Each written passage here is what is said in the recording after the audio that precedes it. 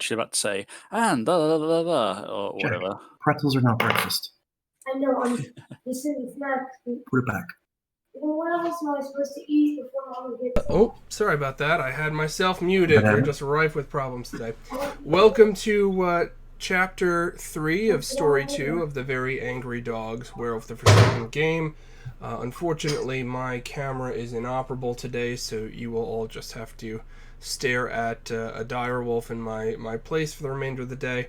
As per our normal order of operations here, we're going to kick it over to Chris, who can give you guys a little recap of what happened last chapter and where everything currently stands now. Chris, why don't you take it away? Hello. Yes, welcome back for session 3 of Story 2 of Very Angry Dog. And, what happened last time? Well, there was a chainsaw. The chainsaw was thankfully, yes, it was not the horrible threat that everyone was afraid. Afraid of. The pack started off with a rat man with a chainsaw who only lightly chainsawed Stormbringer's haunches, but was otherwise taken apart in short order. The result was a confusing mess of a brawl in the house, as people then chased the Flameghast and other Bushido through a gnawed hole in the gauntlet through to the spirit world on the other side to try and fight/talk. It was all very confused for a while. Johnny death raged in the middle of it. Poor Derek, the human caught in the midst of it, nearly got splattered but managed to escape due to his own occult capabilities. End result was the pack attempting to convince the Flameghast to at least not work against them. She made her escape with aid of a spirit of the roads.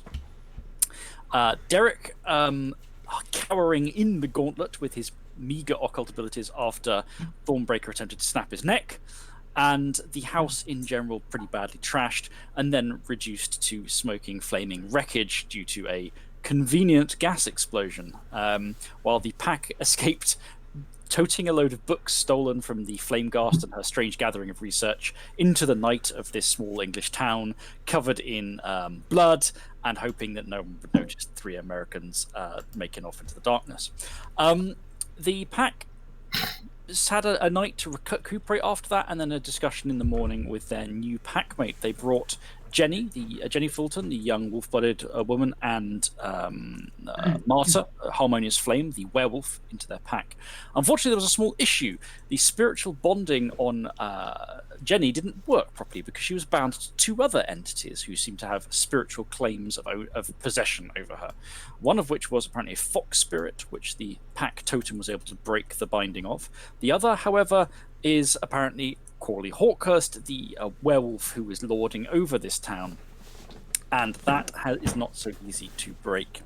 Where we left things last time, Jenny was comatose, being looked after by Mary, the pack's other wolf-blooded, while the pack are prepping what to do next. They had asked a Harmonious Flame, who has history with Corley Hawkhurst, how she wants to tackle this, and she said she wanted him dealt with, and we then basically left off there at the end of last session. So, new session, it is a late spring, windy, bright, not raining morning on the Kestrel on the Gleesham estate, Kestrel Hall's estate.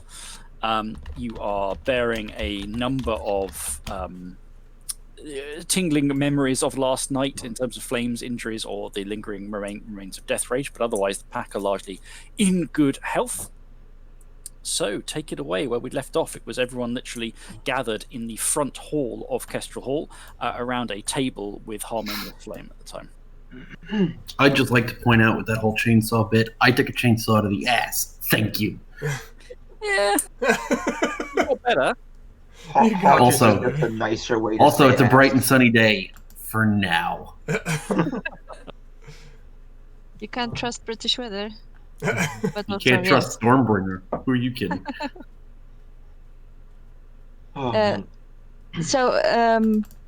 Harmonious Flame pauses as everyone is like ready to go, and she says, wait guys. As much as I would like to see all of us just go and rip this guy to shreds, I don't think this is a good idea to just go in there now. This guy has been here for 20 years.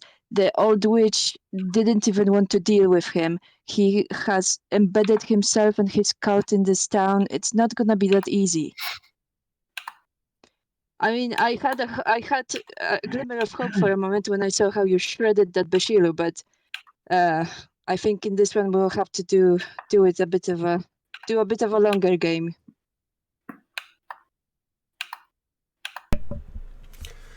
So what are our next steps to make sure that Jenny is free? It's easy. We kill him. Thought this was agreed upon already. Easy, Stormbringer. Everything is that easy. It's always that easy. So, the old witch does have a vial of his blood, I say. And if I know her, even if she didn't want to deal with him, she's probably got information on him that we could use somehow. Somewhere in her study or in her lair on the other side of the shadow. Either one of those locations. I'm not very good at research. Well, I am. I've got a PhD. Oh yes, I am very good at research. She's got that book learnings. Fine. Point me to her study or whatever, and I'll see what I can do. But in the meantime, I think if we want to wake up Jenny, the easiest way to do it, I am guessing, would be for the Unconquered Raven to stop trying to claim her, because it's the conflict of the two claims that is keeping her down. Can that even be done? I don't know. We have to speak to the totem. The totem, who is there in twilight, in a position that no one was looking at the moment, has this bad habit of turning up like that. It's perched on top of one of the wooden carvings in the hall that's on the wall, and says, "I can cease my claim on the warrior, if the pack feels it is the right thing to bring her into the ranks later." Will there be repercussions for this? It will. I will not be able to battle for her soul with him. If he has influence over her beyond his claim, I will not be able to contest it.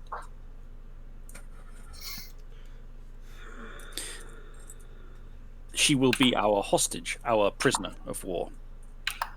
Thus, we can seek to keep her from him so that he cannot use his influence upon her. But if she enters his presence, if she is allowed to flee to him, without my claim, I will not be able to contest his grip if he chooses to sink it deeper. Nope. Can't do it.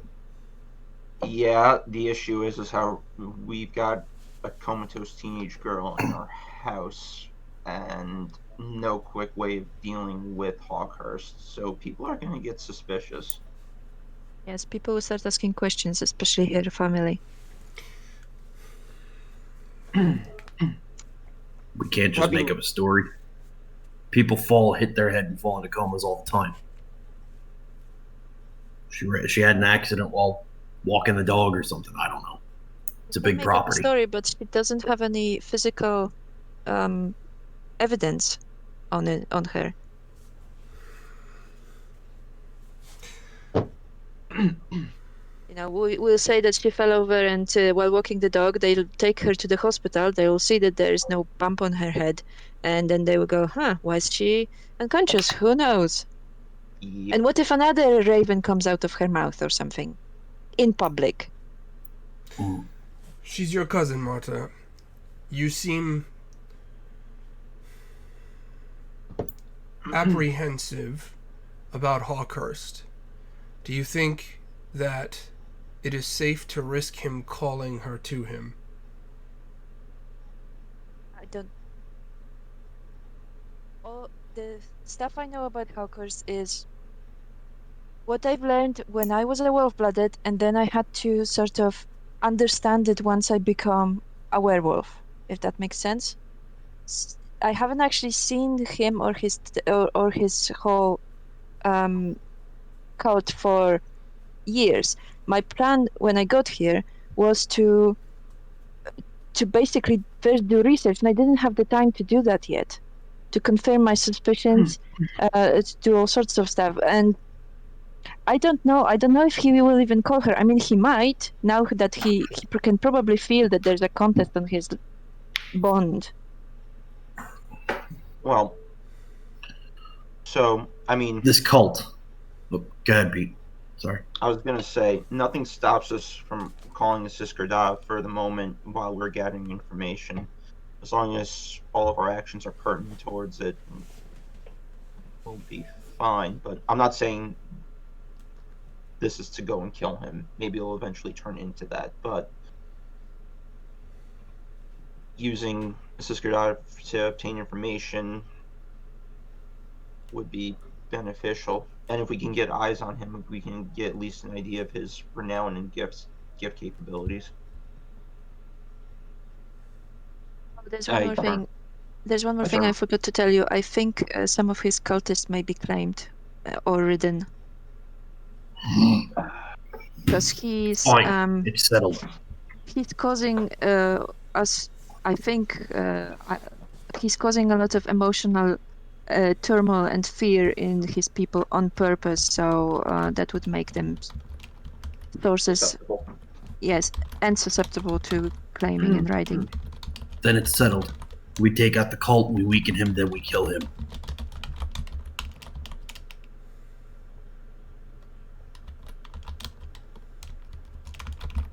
Okay, but can we get some information first? Yeah, I'll beat it out of his cult. Thornbreaker is conspicuously quiet through the entire discussion. We noticed. But thanks for pointing it out. I think it was worth mentioning that I just hadn't muted myself.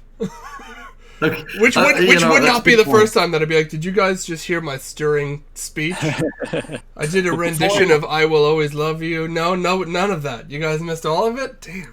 Before I cut him with something, then, just to check, is Thornbreaker about to say something now? I don't want to... No. He is conspicuously silent through this. Dan's just reminding us he's still here. Then is Harmonious Flame going to go and check out this book, or are you going to enter into the Siskirda? I'm gonna first check with Thornbreaker because he hasn't said anything, like he just pointed out. So, Thornbreaker, any thoughts? Thornbreaker looks incredibly sullen, and you can tell he's not even attempting to hide the emotional turmoil he's experiencing currently.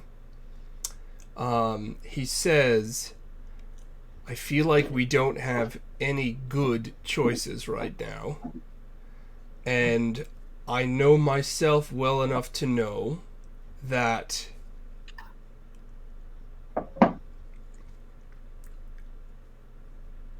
if given the choice, I would charge in with reckless abandon to protect Jenny. So I am going to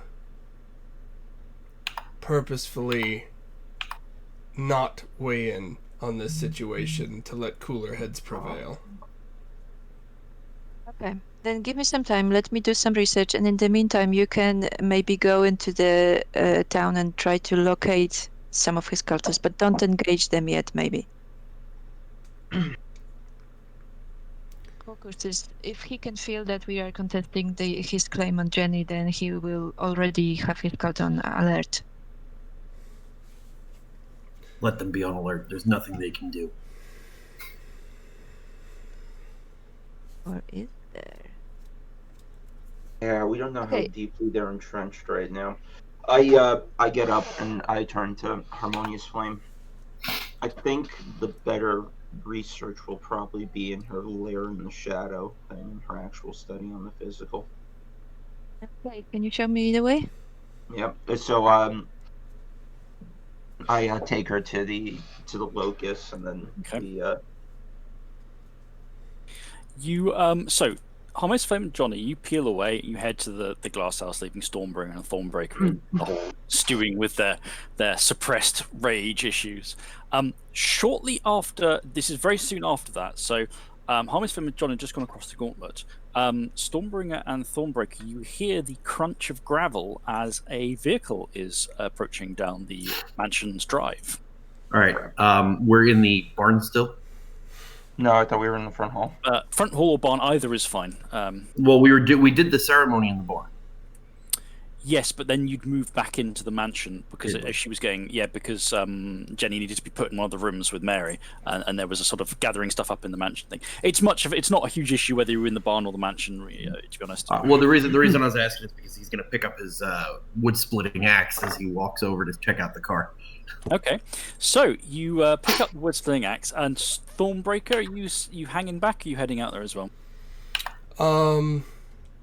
I'm going to head out there as well to see who has arrived. Okay, so you see Stormbringer coming out with his wood splitting axe. The car that is coming down the drive is a fairly chunky, but otherwise, it's a fairly robust vehicle. Some,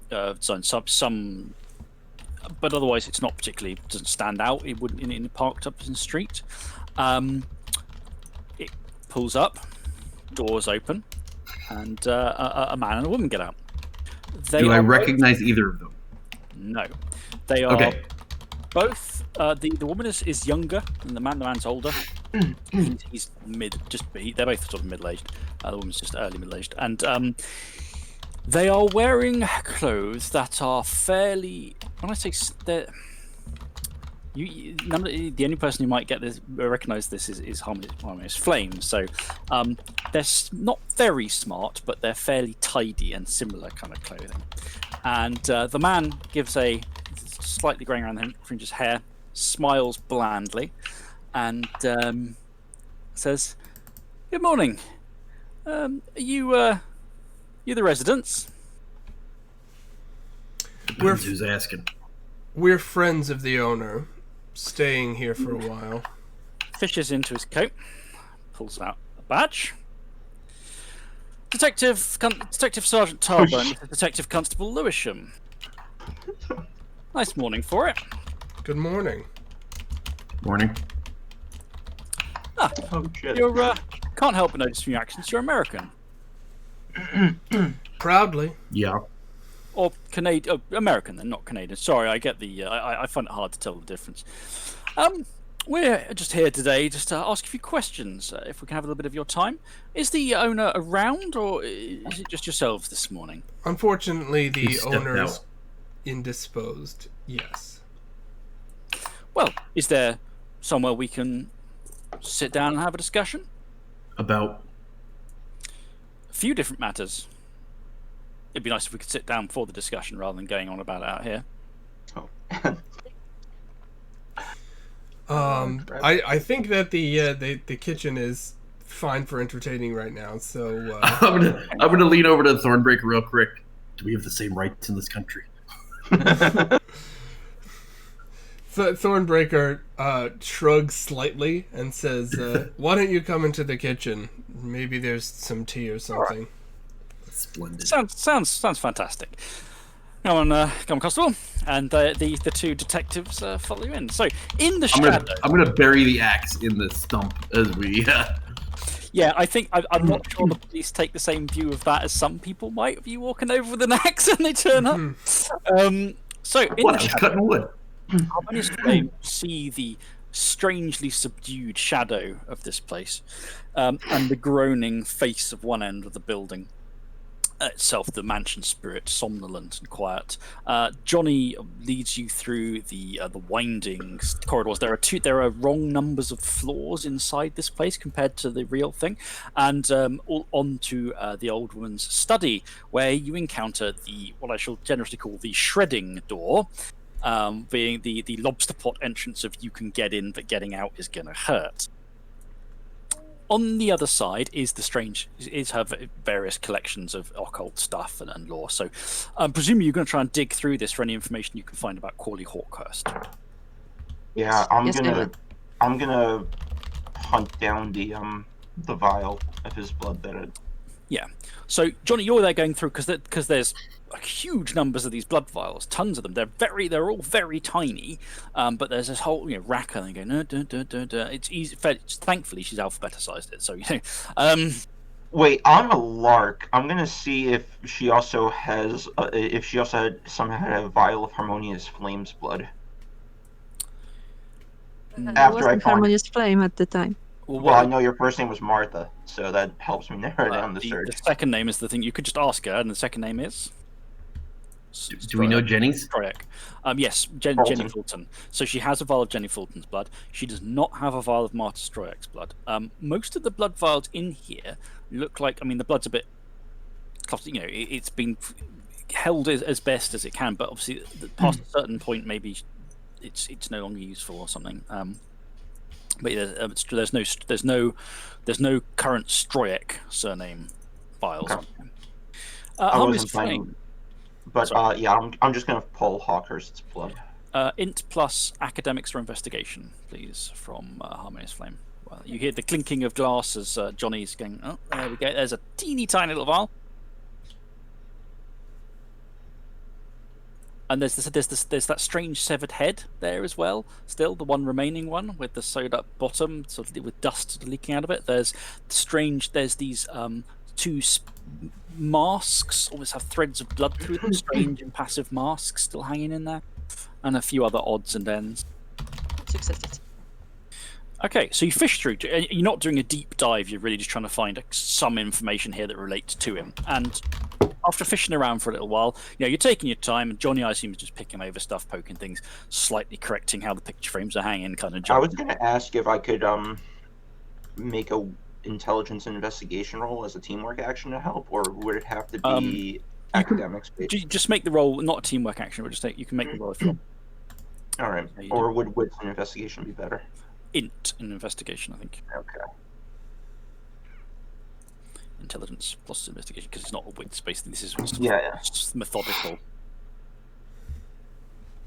Don't I now wish I had that gift that makes research faster? Yes, well, being able to snap your fingers and have the information come to you would be very nice. Johnny also pulled 2 successes. Okay, so you both start going over this, and it takes you some time, but you start to get some answers coming out of it. Firstly, Clarice knew Hawkhurst. This is absolutely defined. He's referenced in the notes in several places. She had dealings with him. Specifically, takes you a little bit of time. How many occult dots have each of you got? I have 3. Okay. Ironically, Harmonious Flame finds it, but Johnny's the one who starts making the connections once you point it out to him. No, I'm sorry, I have 2. Okay, so the two of you working together start to piece that together. The old wolf's dealings involved the flow of resonance and essence through Gleesham. Specifically, he appears to be doing some sort of urban occult stuff. You're not quite sure of the details of it. You need to dig in deeper. He's doing something in the town that helps him control the spiritual flows of energy. And he was focusing them into the Kestrel Hall, towards the Kestrel Hall locus for the Old Wolf as part of a deal. Specifically, large amounts of glass resonance was being cultivated in Gleesham and then focused into the glass locus out here, outside the town. Her dealings with him go a bit beyond that. In general, she has some notes on him. That was the specific sort of the business that was going on there.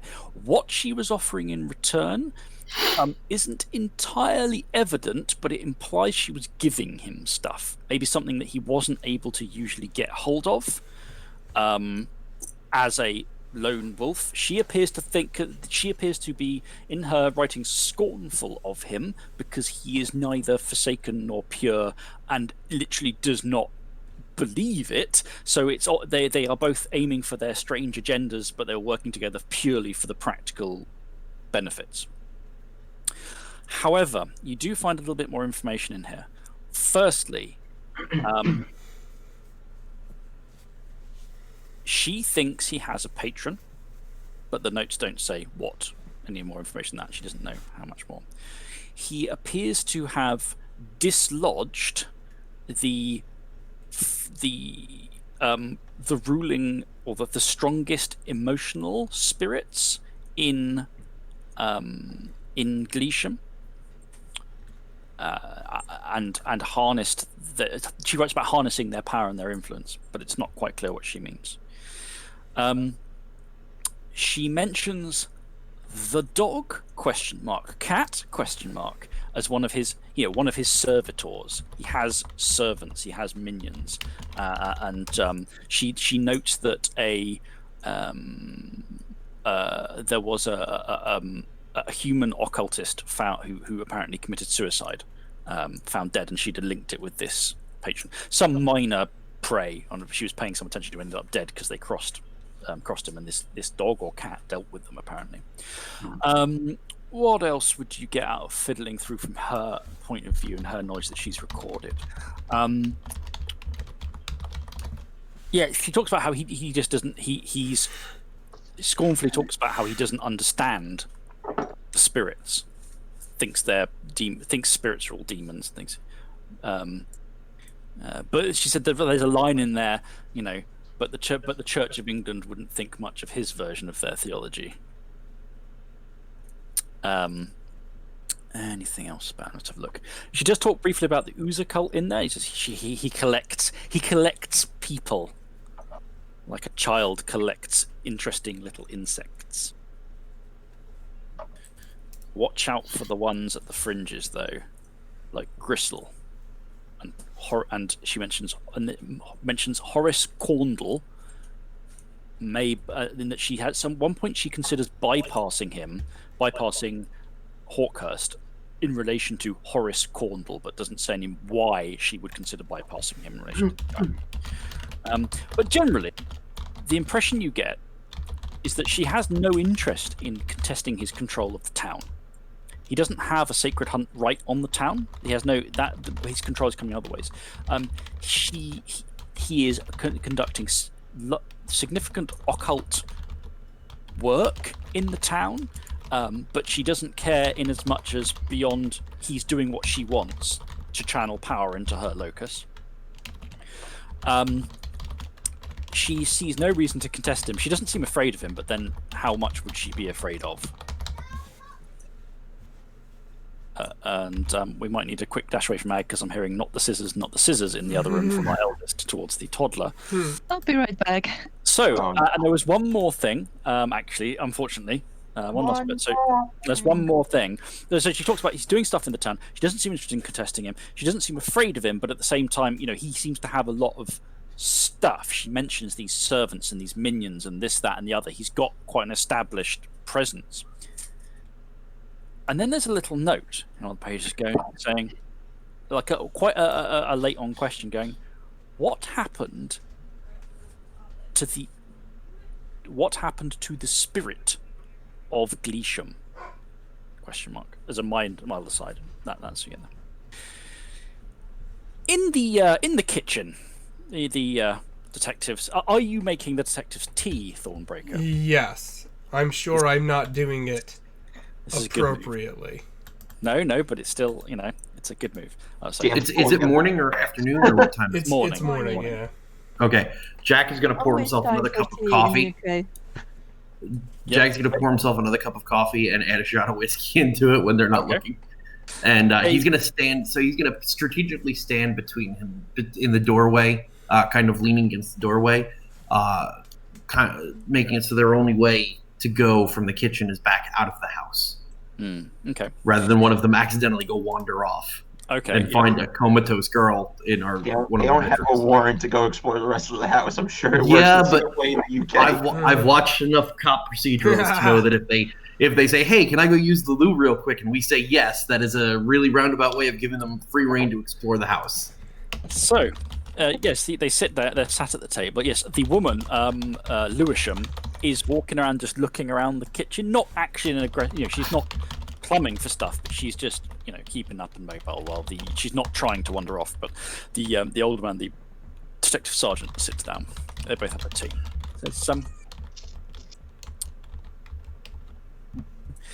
He says, "So, you've I've been here 1 or 2 months now, if I've got the timeline right. Seems Hasn't about been that right. long. After old lady Galloway passed away. Lovely old lady, always very helpful. Donated quite a lot actually to all sorts of town, good causes.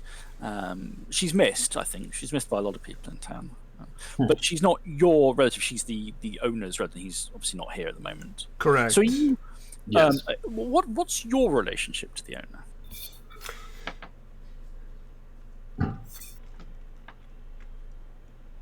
Friends from across the pond. The said that it was some sort of inheritance and asked us if we wanted to take a trip and check out England. And I was a rugby player, and where better to come and check out the local rugby scene. And Yeah, well, yes, certainly there's a few rugby teams around here.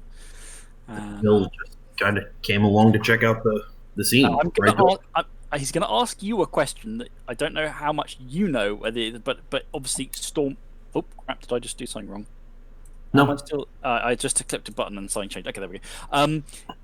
He's going to answer that Stormbringer will know the correct answer to, I believe. So he goes, really? What position do you play in the rugby team? Tight head prop.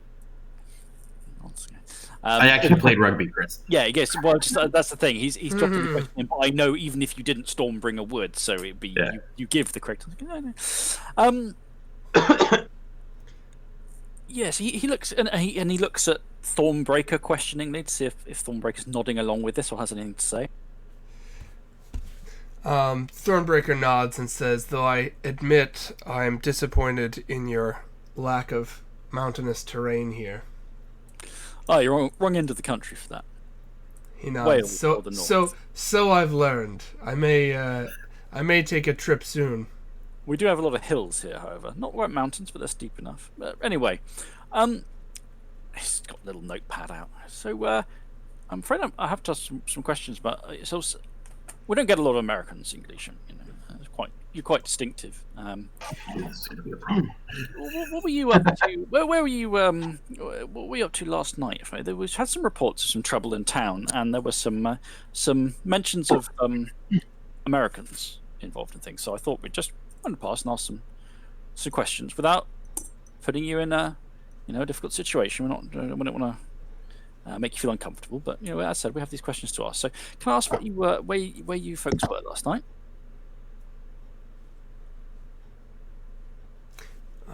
Let's see. Oh man. Nowhere. Jack thinks for a second. Just a half a second, like one of those where we're like he's kind of given that like, where were we last night? Like I just honestly can't figure. Oh, and then he's gonna go. Oh, that's right.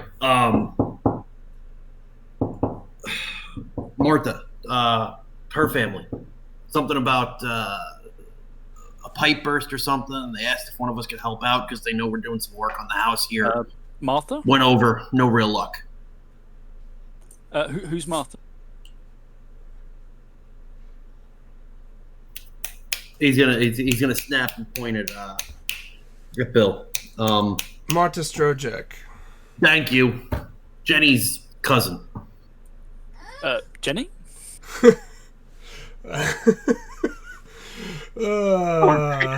Stormbringer is not a smart man.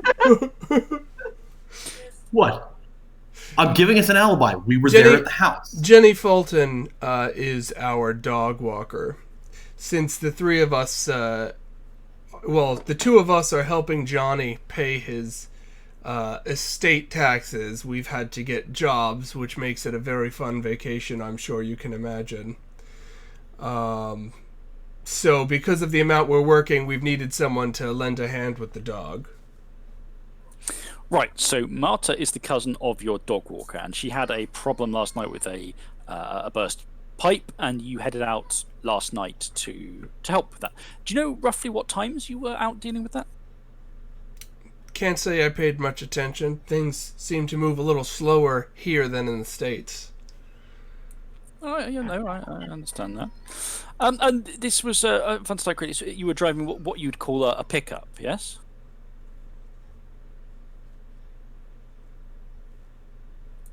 He points out. We saw a vehicle coming in flatbed back and keeping his desire to be unique. Yes, yeah, we were in a pickup. I apologize. No, if we created... the pickup is to carry materials, Pete. It was utilitarian. I apologize if we. Land Rover here. I apologize if we made a bit of a ruckus. Were there noise complaints? Okay, what I would like from both of you now is manipulation plus subterfuge rolls. Fuck. Yeah. Dan, if there was ever a better time that Mother Luna showed you how to lie, this would be the time. Okay, except Voice of Glory doesn't work on this skill! Except your auspice benefit does. My auspice benefit does. Yeah, you can use your once per chapter thing for a Bam! dice. 2 successes right. because I used willpower. Okay. I'm gonna let him talk. I do actually have. I kind of figured I was gonna have to lie my way into one or more places. This one I did account for.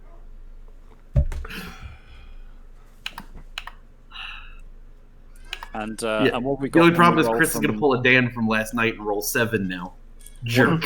from Thornbreaker's roll. Alright, so if I gotta roll this one, I will use my auspice ability. So that's 2 dice.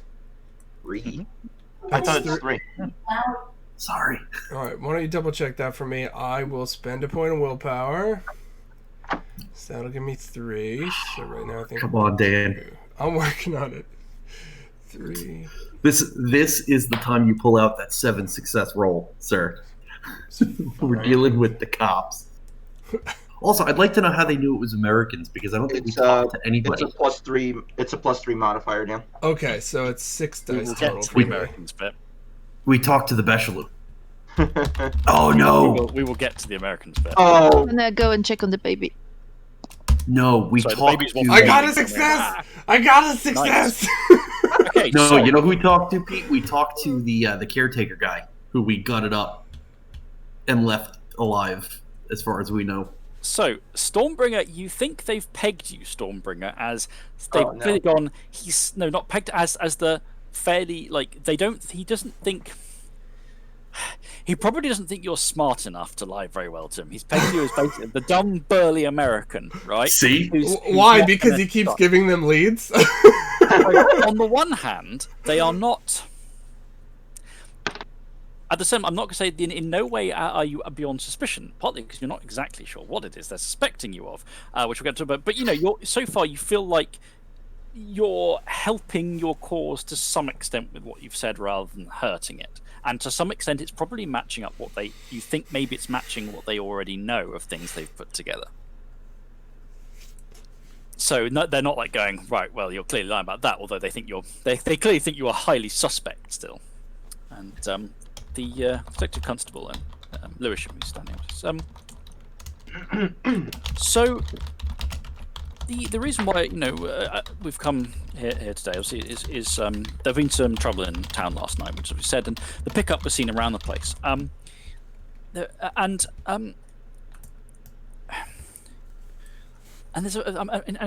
some of it obviously it may just be the people of Gleesham, they don't see a lot of Americans.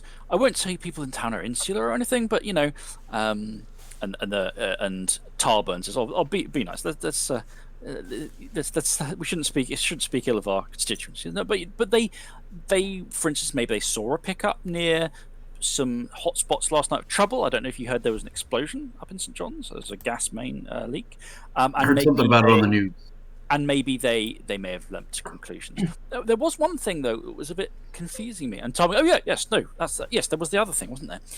Looks next. Mr. Gibbon, Mr. Jimmy Gibbon, who is the proprietor of I don't know if you Stormbreaker's clearly the younger of. I don't know if you go out clubbing or there's a club in town possession, and Mr. Gibbon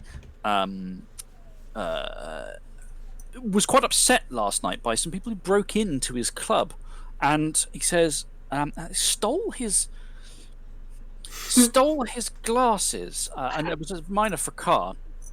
And he gave us obviously a description, not a very good description of the attackers. And again, your pickup was spotted nearby by someone unrelated. And You were obviously. It sounds like you were too busy off with this water main, which was taking you. Perhaps was it taking you around town last night? This business with the water main, with the bust pipe. So, if I'm going to blatantly lie, Chris, do I got to throw another subterfuge out there, or are we counting that two as the whole interaction? If you're going to blatantly, so far you avoided putting your foot in it. Hold on. If you're going to blatantly lie, there will be a subterfuge. Rather than So would you consider? Let me ask you this: would you consider him saying, was running around town looking for a hardware store that might be open because we didn't have the part we needed? That is a lie. That is a lie. What wouldn't be a lie is for me to just misdirect by saying, well, we don't just travel around with parts to fix a broken pipe. Neither of those would actually be the kind of thing that made a subterfuge. Really? Yeah, because you've already because it fits into what you're saying. Mostly, it's the obvious excuse. It's more or less what they're expecting you to say. So Jack's gonna say, I didn't have the part we needed, so I was running around looking for a hardware store that might carry it. Yeah, no, that's understandable. Obviously, we don't really have hardware stores, open at the middle of the night in town. But no, I understand that. So, just to be clear, says Detective Sergeant Tarban, you didn't have anything to do with the Fakar in possession, and nothing to do with the incident in St. John's with the gas issue. So not lying. Johnny's the one who stole the glasses. What's that? I said Johnny's the one who stole the glasses. No, Jack is going to say, sorry, nightclubs aren't really my thing. And that is not a lie, because Jack is more of a pub guy. Here's where I'm going to step in and flex some of my Cahill muscle. I'm going to activate Voice of Glory. I'm going to activate Voice of Glory. I'm going to make a it'll be persuasion. Basically, I'm going to try to by using Voice of Glory, I increase my first impression step by 1. Yep. And I'm going to insinuate that we've already figured out that there are some people who are very upset by the fact that Americans are in town and are more upset by the fact that we've taken over Kestrel Hall, and therefore may have a vested interest in pinning stuff on us to try to chase us out of town without, pointing any specific fingers. So obviously I'm guessing it's going to be persuasion. Is that going to be more of a presence or that's going to be a manipulation? That's manipulation. Okay. So let's see, that's 2 there, and then that'll be another 3. And then for good measure, I'm going to throw a point of willpower on it, even though I'm running out of them quick. That's 5, 6, 7. That gives me 8 dice.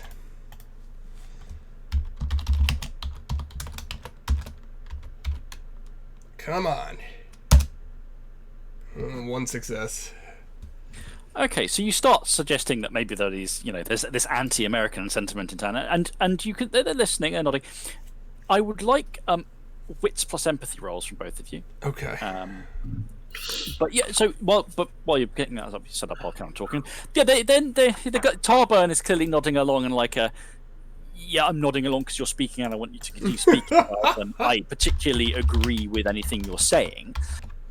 He doesn't seem massively convinced, but at the same time, his job is not to. I got 3 successes on my wits plus empathy. Okay.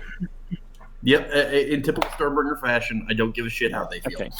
So after a while, after a while, he's finished up. He closes his notebook with a snap. He goes, "Well, I'm sorry to have bothered you, but I said we're looking into a few matters in town. It's useful to identify where people were. We might have some more questions for you down the line, but hopefully not. I hope nothing more. We'll be able to resolve this business without coming back to you at any point. But anyway, in the meantime, obviously, if you're going to be staying here with the proprietor, I hope we get to meet him at some point. And stay safe. If you have any issues as foreigners relating to UK law, etc., here's a card with his little pamphlet with things like contacting the police station and things like that. And what's his name? Tarburn, his Detective Inspector Tarburn. But as he's going through this spiel, he finishes up. The impression you get, Thornbreaker, is that he strongly suspects you were up to shenanigans last night. But he doesn't seem massively fussed about it, at least not at the moment. He probably doesn't have the needed evidence to say, you were here at this scene doing this bullshit. he doesn't seem massively motivated to press hard on that. Sorry. And he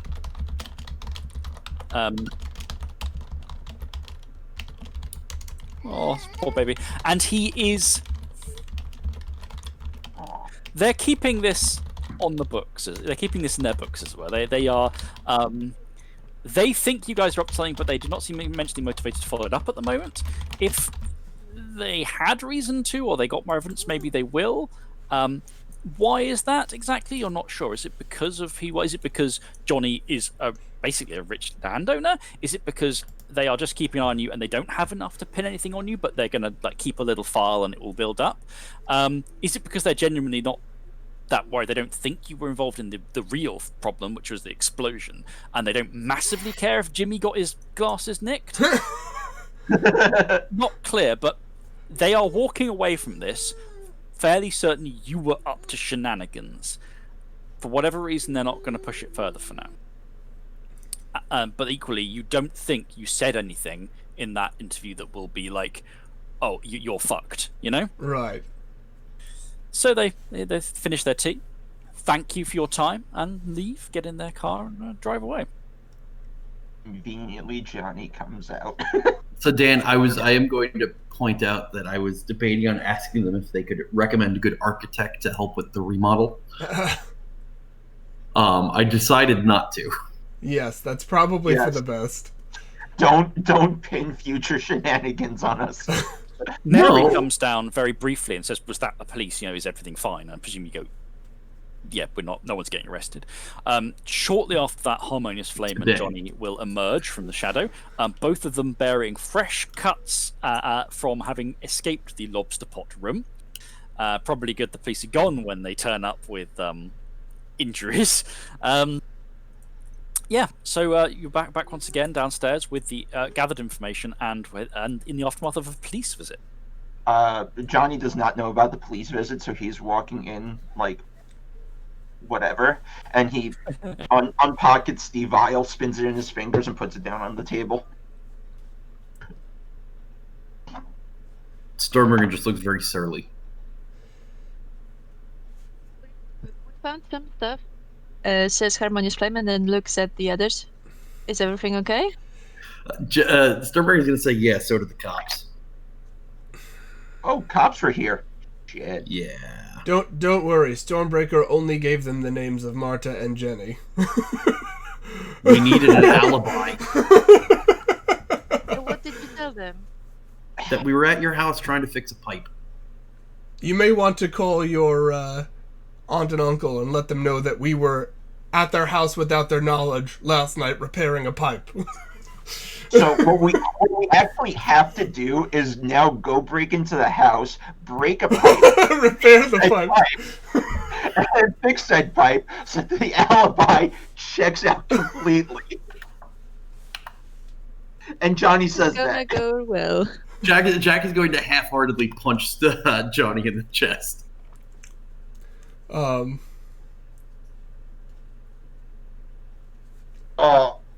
Right. So nobody ever said I was a good negotiator. You get the impression, Thornbreaker, that level of covering your alibi probably isn't worth it because they know you were around. Sure. Yeah. Whatever was going on at the house isn't the problem. It's what may have gone elsewhere, and they know you were elsewhere in the town. So the alibi being rock solid actually didn't help you because they don't care about the times you were at Jenny's house anyway, by the sound of it. Right. Sure. That was also more sarcasm. Unfortunately, without my camera, you can't see my facial gymnastics. Yeah. Look, all right. I didn't see Bill coming out with anything. Thank you. So Thornbreaker doesn't talk to the herd. Oh, is that how that works? Bill, this is an in-game argument, by the way. Is that how that works, Bill? Third person, jackass. Yeah, and that's why I refer to him as Bill because I'm mad at him. Thornbreaker's gonna get bited in people's jaws. I'm being put. Thanks for being adopted by a small baby. In all seriousness, then, if the police suspect us of shenanigans, then potentially having a big all-out brawl in the middle of Hawkhurst's office probably isn't the play. So, finding out where he holds up. But we could lure cultists out into the woods and kill them there. We could. I like this. I like that plan. What? We're gonna lure the cult out into the woods and kill summarize them what there. you just missed. Johnny said, if the police are showing interest in us, we probably can't go and have a brawl with Hawkhurst in his office or whatever. And Stormbringer is going, but we could lure his cultists out to the woods and kill them. Hey. Well, it's better than leading them back here. I can eventually hide the bodies. Yes, I have a merit and a gift that would be perfect for this occasion. Do I have to see my target? What gift are you talking about? Know thy prey, merit, sounds of the city. Know thy Like Chris prey. is suddenly very suspicious. You have to perceive them with Know thy prey. Sounds of the city. Let me just check. That's a merit. That's a werewolf-specific one. You need to have a turn of scrutiny. Okay, so I need to be Or able a to see. scene's effort to do stuff, but normally you need at least a turn of scrutiny. Okay. So you will need to get eyes on him to use a bunch of these powers. So I say, I have some powers I could use on him, but I would have to gain more information about Hawkhurst, but I have to be able to see him. He's an architect, right? Yep. All right. Because Johnny's got nowhere to run to, but he needs more information than what he currently has to try to find out where he holds up.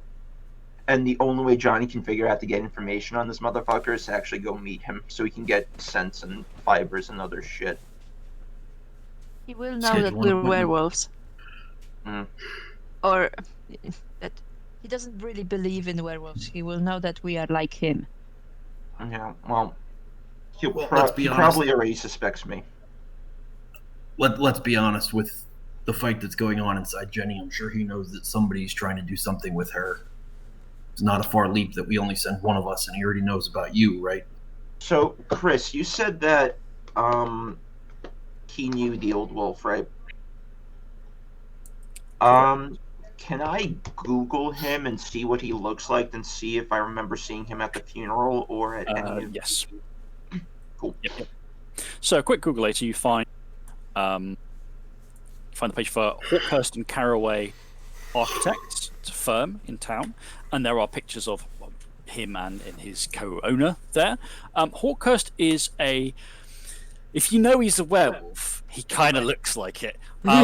He's in his you would think he was in his late 40s or early 50s, something great, but he looks, he's in a suit, but he's broad-shouldered, real V-shaped kind of torso. Very, very good shape, surprisingly muscular, for an architect firm guy. His hair. All I say in game, and I point to him. This motherfucker looks like a Raku. He's hair is slightly long, about shoulder length, but well trimmed facial hair. He looks slightly wealthy, but in a very controlled. He would many people would consider him quite handsome. He obviously takes a lot of care of his appearance. Piercing eyes, but he's got that traditional corporate, slightly smiling expression for the thing, but it doesn't look quite convincing. There's something off-putting about him. You do not remember him being at the funeral. Okay. Hold on. Didn't I turned to Marta? Didn't Harmonious Flame? Sorry. Didn't the old wolf's notes mention something about a Carraway Horace? Horace Cornbull. Oh, Cornbull. Sorry. And they also mentioned Gristle, but God knows what the fuck Gristle is. It's the stuff you cut off your meat. Alright, I need to see what I need for nowhere to run to properly function.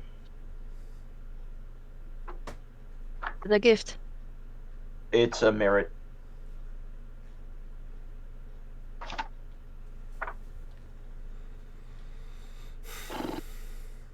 I need read subtle clues about a spray, like smells, fibers, and tracks, and I can identify where he hides and recruit. So I need a turn of scrutiny too. So I do need to see him as well. Or interact with him.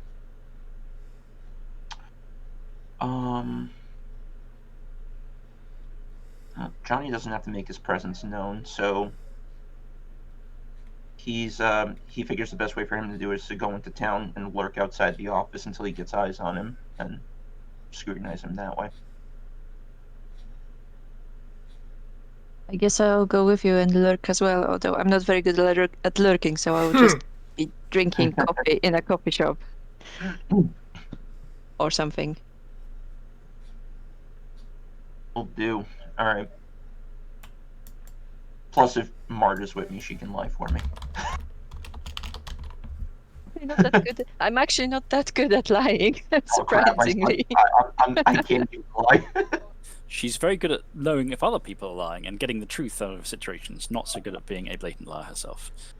That being said, we Oh, last question. How far is Hawker's office from Jenny's house? Quite a way. So Jenny lives in Blankmarsh, which is the sort of southernmost stretch of the town. Mixture of the centre part, which is sort of a bit more office and older offices, council town offices, and some shops and stuff. But mostly it's developments, mostly houses. His office is in it's actually in St John's, the hill where it rolls down to the centre by the centre of Gilcombe. His office is like basically at the really nice end of the high street, just off the end of the high street there, where it becomes St John's basically. And do you guys have like the equivalent of a Yellow Pages in the UK? We have the Yellow Pages, yes, although I don't know how much you have it these days compared to just checking. Johnny was gonna see if he can find his residence in the Yellow Pages to see how far his actual home would be from his home isn't listed in there. Okay. That was my final question.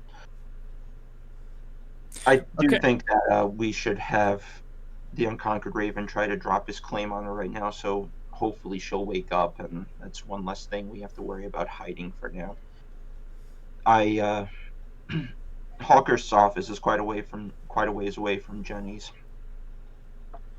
On top of that, we can take shifts outside her house during the middle of the night to see if nobody's coming, and with Harmonious Flame inside, at least there'll be two of us at any given moment. Then shall I signal the retreat of my claim from the warrior? Says the totem, who is, as ever, there conveniently in twilight. Yeah. He does have a weird habit of appearing in places you're not expecting, but then he can just go through walls because he's in twilight, so you know. Creepy, but in a cool way. Is this the Pack's will to retreat from this battle for now? He's not saying that in a judgmental way. He's not saying, "Oh, you shouldn't." He's saying, "Is that?" Very well. The only one speaking is Johnny, so he's saying very well. That's my call for now, but I don't know how. Thornbreaker specifically looks at Marta for an answer. Marta nods. I think that's the best way to see her wake up. He shivers that the feathers flutter, bristle, and glimmer with a light from light sources that aren't there. And then it is done. I have released my claim upon her. Thornbreaker. Okay, let's go check up on her. Thornbreaker storms outside to the barn. She's upstairs in one of the rooms.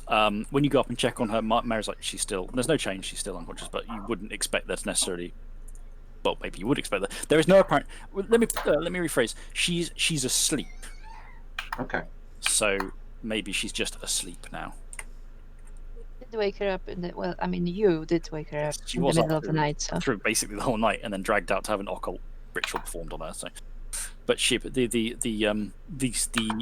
perched at the end of the bed, the totem says to you, "I have released my claim. There is no longer a war within her soul. If she is strong enough, she will recover." All right. From this battle, we've retreated from this battle, but the war is not yet over. then then prepare to win it. So, my understanding is Harmonious Flame and Johnny are planning to go into town to scope out the target. Mm-hmm. Are Stormbringer and Thornbreaker entertaining themselves with everyday stuff, or do they have anything specific they're planning to get up to?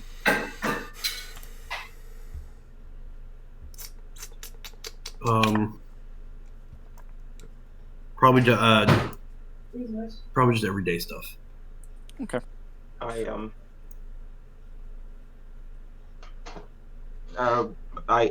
guess me and Harmonious. I'm gonna Thornbreaker's gonna go with Johnny and Harmonious Flame. Okay, so Stormbringer is staying back on the turf to protect them from attack and do chop wood, wrestle thorns, shout angrily at the sky. Yep, pretty much. And work on do his glass work. Yes, because he's annoyed. That's understandable. He's very annoyed. So we'll do the town. We'll get the Stormbringer. We'll have a scene. We'll do the town scene first with the three of you. You head into town. So you're planning to head to the office area, yeah? Yep. So down by the river, on the west side of the river, you have Blank Marsh's riverside part, where they have the things where the town council offices are and all that, the sort of the old centre. Just Chris, really quick. Johnny is avoiding any police he sees. That's understandable. On the east bank, you have Gilcombe, the modern heart, where the church is, the old town, the new town centre, the sort of what like nightlife is. And at the north end of Gilcombe, where St John's rolls down to it, you get the nice end of the town. This mix of classier, kind of older and more established professional businesses, the trendy end of the high street, and stuff like that. And it's among this part of the town that Hawkhurst and Caraway offices are. Now, as you're traveling town, are you going in the pickup, or are you going on foot? No, because I can't drive manual. Okay, yeah. Your taxi driver is not here. Stormbringer's doing it. So it's a taxi driver. Yeah. Wow. It's a foot trek into town, and you are on the paths. The path that winds between the estate and the town, the western edge of the southwestern edge of the town. Looking around, and twilight is mostly clear, except in a slightly, not intentionally frightening, but then can it help but anything else? Out of the hedge, an enormous shape suddenly looms. It is the almost the wingless griffin, shall we say, of the Reeve, creeping dread in twilight. This black this inky black shape with lamplight eyes and a big beaked head, is there out, passing through the hedge in its twilight and sort of walking along to your left, keeping pace with you quite closely. Yeah, I turn to Creeping Dread. Nice seeing you. Ah, yes, and a pleasure to see you, and to see you again. It says to Harmonious Flame. You don't, because you couldn't see. You could hear things across the gauntlet and hear spirits, but you couldn't see them. You haven't seen this thing before. It is nearly the size of a van. The best description is, imagine a griffin without any wings, but it is purely silhouette apart from the eyes, that sharp beak. Have we met before? Of course. I am Creeping Dread, the Reeve of the Glass Nest. You've been away a long time. I remember those fears anywhere. But at it. We didn't catch the first part of that. I roll my eyes at it a little. I see you're returning to the nest once more, says to you in general. Yes. It's you've caused your share of ripples on both sides of the gauntlet. I've only just arrived. I'm not simply talking of you, little elf. You saw your spirits, but they look different. Yes, they do.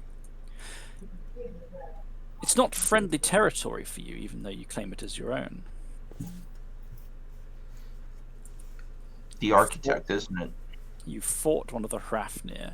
You've burned the nest of the Flameghast. You're making your presence known in ways that aren't making my kind happy. Not that that's a bad thing. But you still stride boldly into this enemy territory that is yours and yet is not. On the other side is suddenly the grotesque, grisly mess of meat and ink black spirit that is Heart in Throat, the other fear spirit. And it says, "Ah! And yet you boldly stride in to cause fear, no doubt, to cause terror."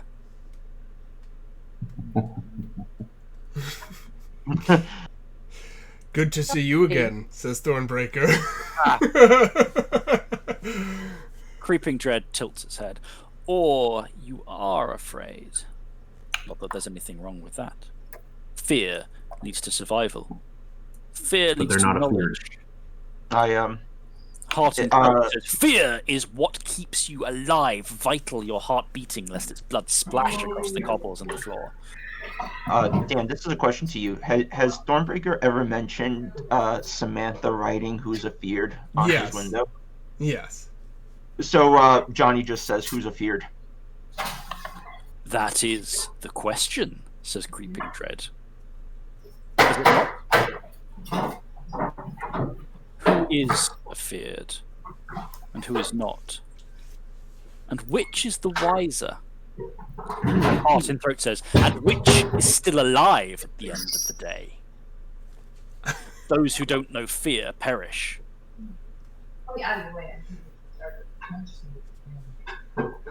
But fear, says Creeping Dread, is a thorny problem. At least in the glass nest. Death does not frighten me, Creeping Dread. The only thing that frightens me is a death without glory.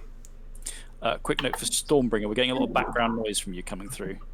Sorry. I don't know if you're able to sort of mute it briefly as I... Yeah, fantastic, thank you. But you do fear something, and that gives you purpose, says Creeping Dread. And Heart in Throat says, but maybe you don't fear enough. As long as we're in the mood to share, says Thornbreaker with an edge in his voice, perhaps you wouldn't mind sharing some information with us. I'll fear anything that makes you... I'll share anything that gives you that thump of your heart, the sense of the rushing blood in chest and head, the fear in your veins. I'll not hold back any knowledge that I have on that I can tell you.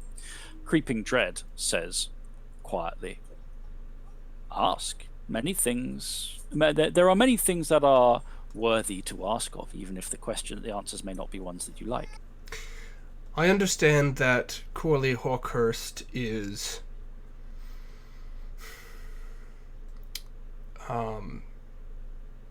well connected in this town. Do you have any binding agreements with Hawkhurst that you can share? With Hawkhurst? With Hawkhurst? Oh, sorry, we have a scream baby. Sorry, there's a wailing. I don't know what's going on over there. Let's wait for it to come. Sorry about this. There's usually these things are these things are not so disruptive, but the tiny munchkin is being a troublesome truck. Well, I can hear me now. I was kind of speaking now before she gets headphones because she can hear me because she's just there. With Hawkhurst? No, nothing bonding with him, says Heart in Throat. He does not fear enough. He stirs it up, but he does not know it well. Creeping Dread says, nothing binds me to Hawkhurst, no. Does he create fear? Both of them say, yes, as one, but not in a happy kind of way.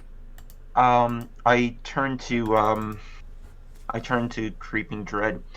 We saw a number of spirits part of your choir, but different. Are they connected to Hawkhurst? The masks fused to flesh. Creeping Dread. Heart in Throat gives a kind of meaty, gristly noise, kind of gurgling crunch. As bits within him thrash and move. Creeping Dread says, there are connections. Go on. I am forbidden to say. The spirit does not seem happy about this. Makes a face as if she has heard this phrase many times before and she does not like it. So Thornbreaker stops walking for a minute and turns to Creeping Dread and said, "You made a point of saying that we're making waves and not particularly making friends. So let's change something about that. Would you be keen on us diminishing Hawkhurst's hold on the town?" The spirits sort of squirm slightly and pattern shift in slightly strange ways. They're clearly trying to. They are. You've had enough interactions with spirits to recognize when they are struggling to deal with an obstacle to their behavior. Mm-hmm. And then Creeping Dread says, "I am the reeve of this town, a spirit of creeping fear. That imbecile there, that brigand, that creature there, is itself a coalescence of panic and terror." He says, indicating heart in throat. Heart in throat grumbles and spits at his counterpart, but does not contest this.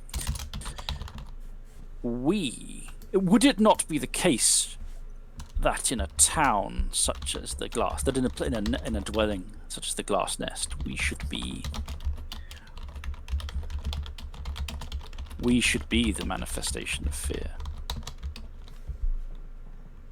Would that not be the state that things should be in?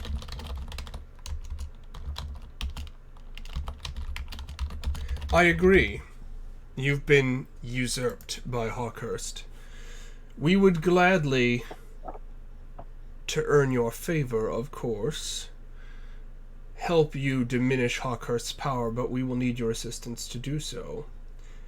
Not directly, but information you can provide would be helpful to us. What spirits he does have dealings with, and what sort of resistance we can expect to come across. You have seen the deadly effect of our teeth and claws. We will bring them to bear, but we do not wish to go in uninformed. Healthy fear, he says, turning to Heart and Throat, as it were. Yes. Fear is intense, immediate.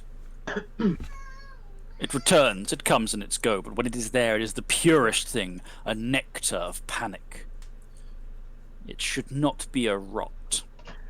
Creeping Dread, for his part, says, fear keeps people alive. It's a presence at the edge of their senses. It is the darkness beyond the circle of firelight. It keeps people where they should be. It should not be a rot. I cannot say more. And the Heart and Throat says, I cannot say more. Very well. Still, our intentions are unchanged. Perhaps it will win us more friends, he says, and he starts walking again. As you start to move away, Creeping Dread says, just before the two fear spirits turn away and move away, the fear spirit says,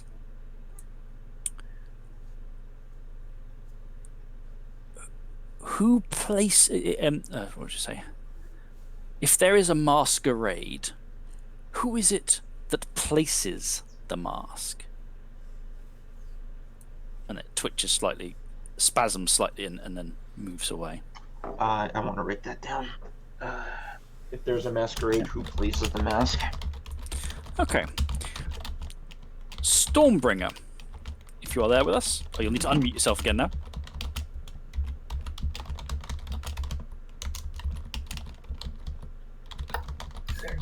Sorry. Okay, you are you're working on your glass. Heat's going nicely in the furnace. It's all coming together. You are definitely improving at this with practice, especially with the presence of the spirit there. Cinders through illumination is once again there, observing, marveling, drawing from your work, drawing its nutrition, its feeding, its sustenance from your work. after you've been doing this you're working this for a while, the spirit says, you are... what do I say? You catch the light in your craftings. It glimmers and shifts as it passes through them. Your work is good. Your work is what I need. But I wonder, why is it that this... Why does no one tend to the other twisted light? No, why does no one feed the other one, the other spirit? Tilt my head. What other spirit do you refer to? The little one, the scared one, the one that tends to the skin of your, to the translucent skin of your lair. I forgot about that little guy. Say that just flat out. I forgot about that little guy. It is nearly gone. It is almost nothing but motes of dust. How do I speak to it? We should find it. Sounds like a plan.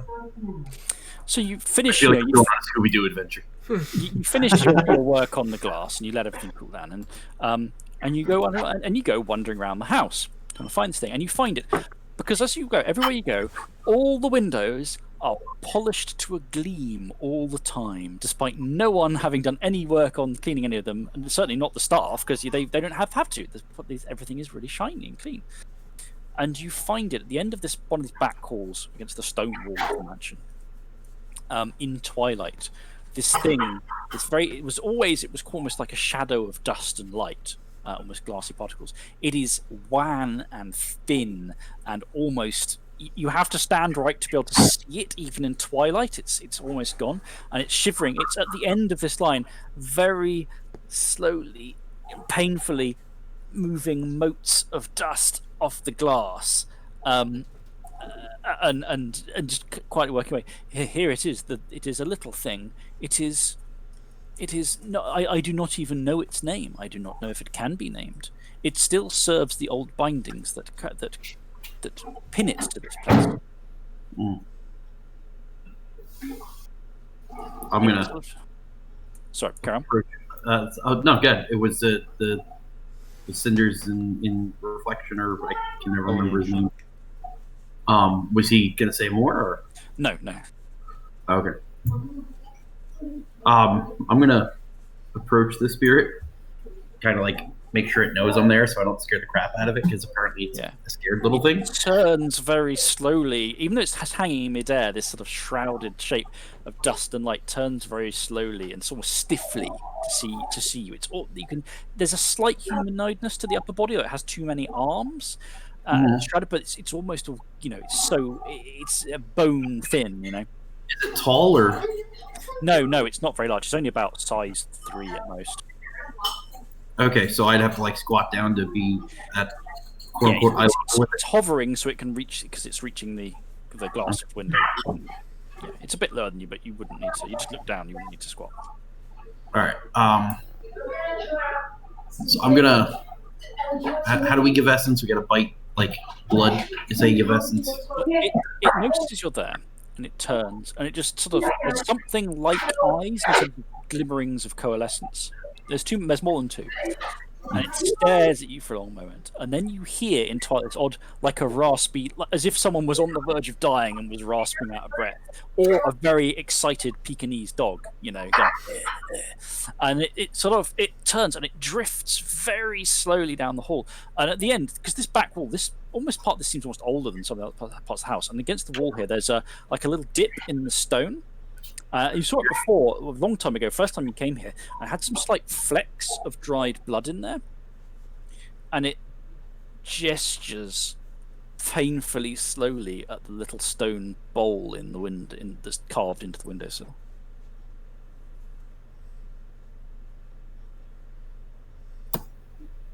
I'm going to look at it and... from here? is about all the answer it can give you.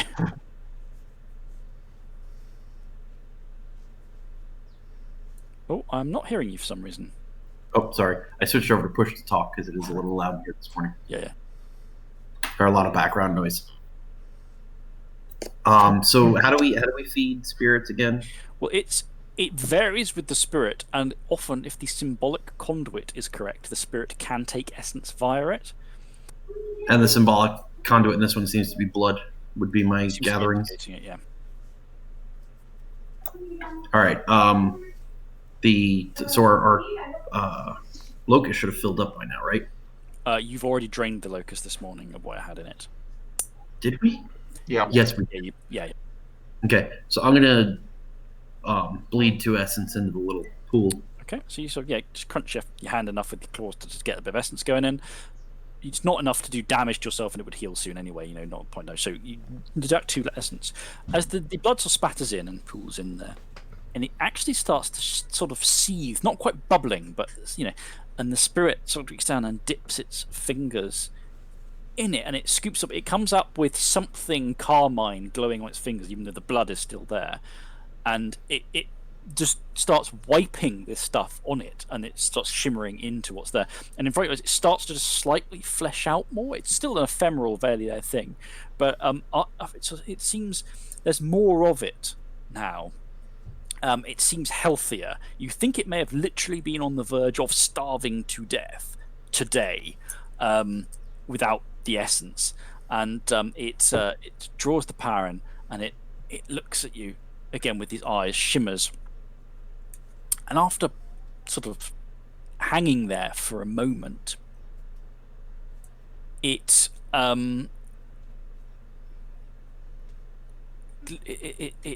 gestures at you in a kind of something vaguely like "follow me," but from something that doesn't have the understanding of body language to do that. And it starts to drift slowly, but slightly faster, drifting slowly further away. Sinister emotion follows it, and you can hear it whispering in first tongue going, "What is your name? To what bindings? What are the bindings that keep you here? Why did the creator, the wolf who creates, not as in creator wolf, the god, but why did the one who created us? Why did she bind you here? Are you purely, and the glass spirit, the creation spirit, is asking it rapid fire questions, and the servant spirit is just completely not paying any heed to it, and it comes to a bit away from the thing in the hall, and it sort of starts casting around, almost like you think more from your experience as a wolf, as if it's casting around for a scent, though not quite sure what. And eventually it picks up on something, and it heads to the wall where there is a mirror on the wall in the hall, just a small, sort of but maybe a couple of feet by a couple of feet, normal kind of thing to have hanging up. And it approaches it, and it tries to push the mirror, but this thing's interactions with cleaning the windows, it's using its influence to use its power to clean them. It's not otherwise physically interacting with stuff, but the mirror seems like it can't push through it, like it's hard, like it's solid to it, and it sort of tries to. It looks like it's trying to get the mirror off the wall or push them in. It can't, and after a little bit of frustration, it sort of looks at you, points at the mirror, and then just sags and then goes off to the windows at the front of the hall, and then starts very painstakingly cleaning them.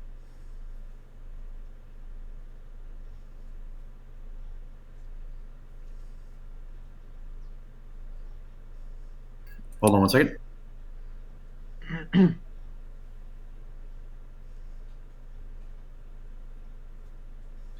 All right, well that sucks. I rolled a wits and composure to see if I could tell anything funny about the mirror. I got 0 successes, so obviously I don't notice anything. All right, so you're just sort of looking at the mirror going, no, it just looks like a perfectly normal mirror. I don't know why the spirit's so fussed about it, but I'm going to push on the mirror on the sides. Chris, you're cutting out. So I was using both my hands to gesture, which obviously doesn't help with push at all. It's hanging on the wall like you would hang a picture, but there's obviously a hook or something behind it you can't see. So you can tilt it and you can turn it. You can take it off the wall if you want. Okay.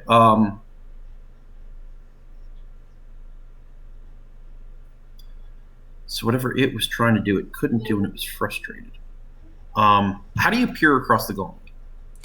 You just decide to. You can do that. Okay, I'm going to do that while looking at the mirror.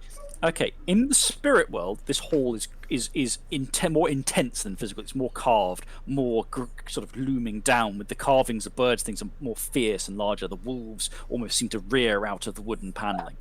The mirror's presence here is, however, almost sucked into the wall a bit, as if the fabric of reality around it is buckling slightly, not majorly, but slightly. As it's almost more like it's a little door in the shadow.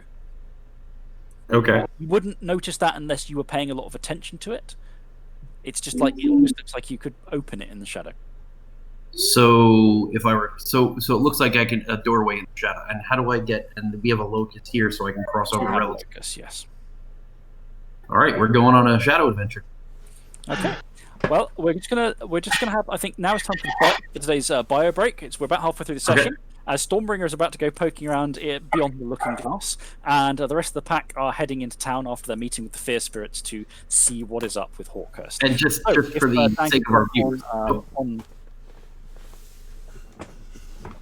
just for the sake of our viewers, point out that the last time I did this, I lost my eyes. So we'll see how well this goes. Just a 5-minute break, and we'll all be back shortly.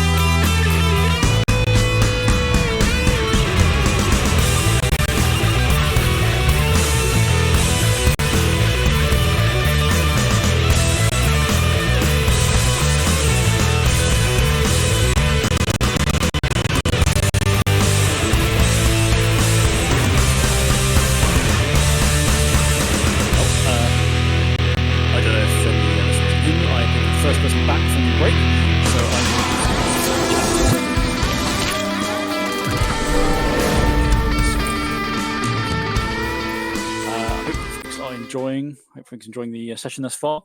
Fairly low key so far, but we're in a bit of a lull after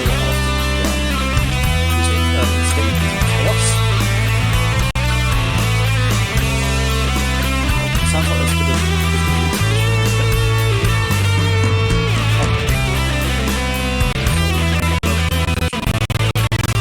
very well, so I will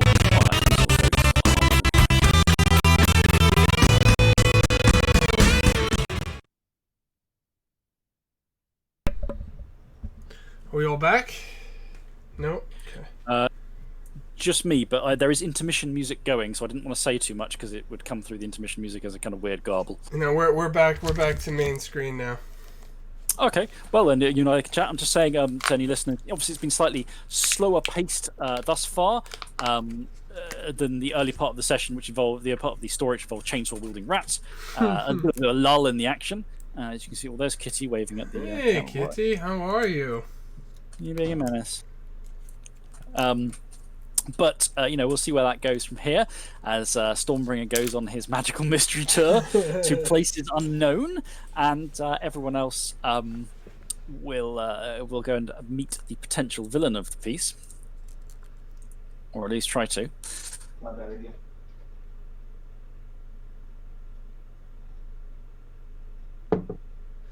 Oh man.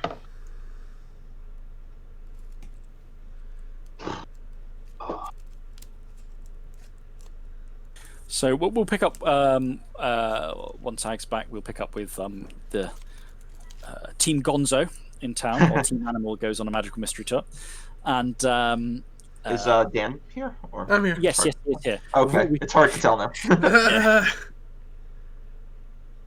It's slightly unfortunate that Dan is currently invisible. Yeah.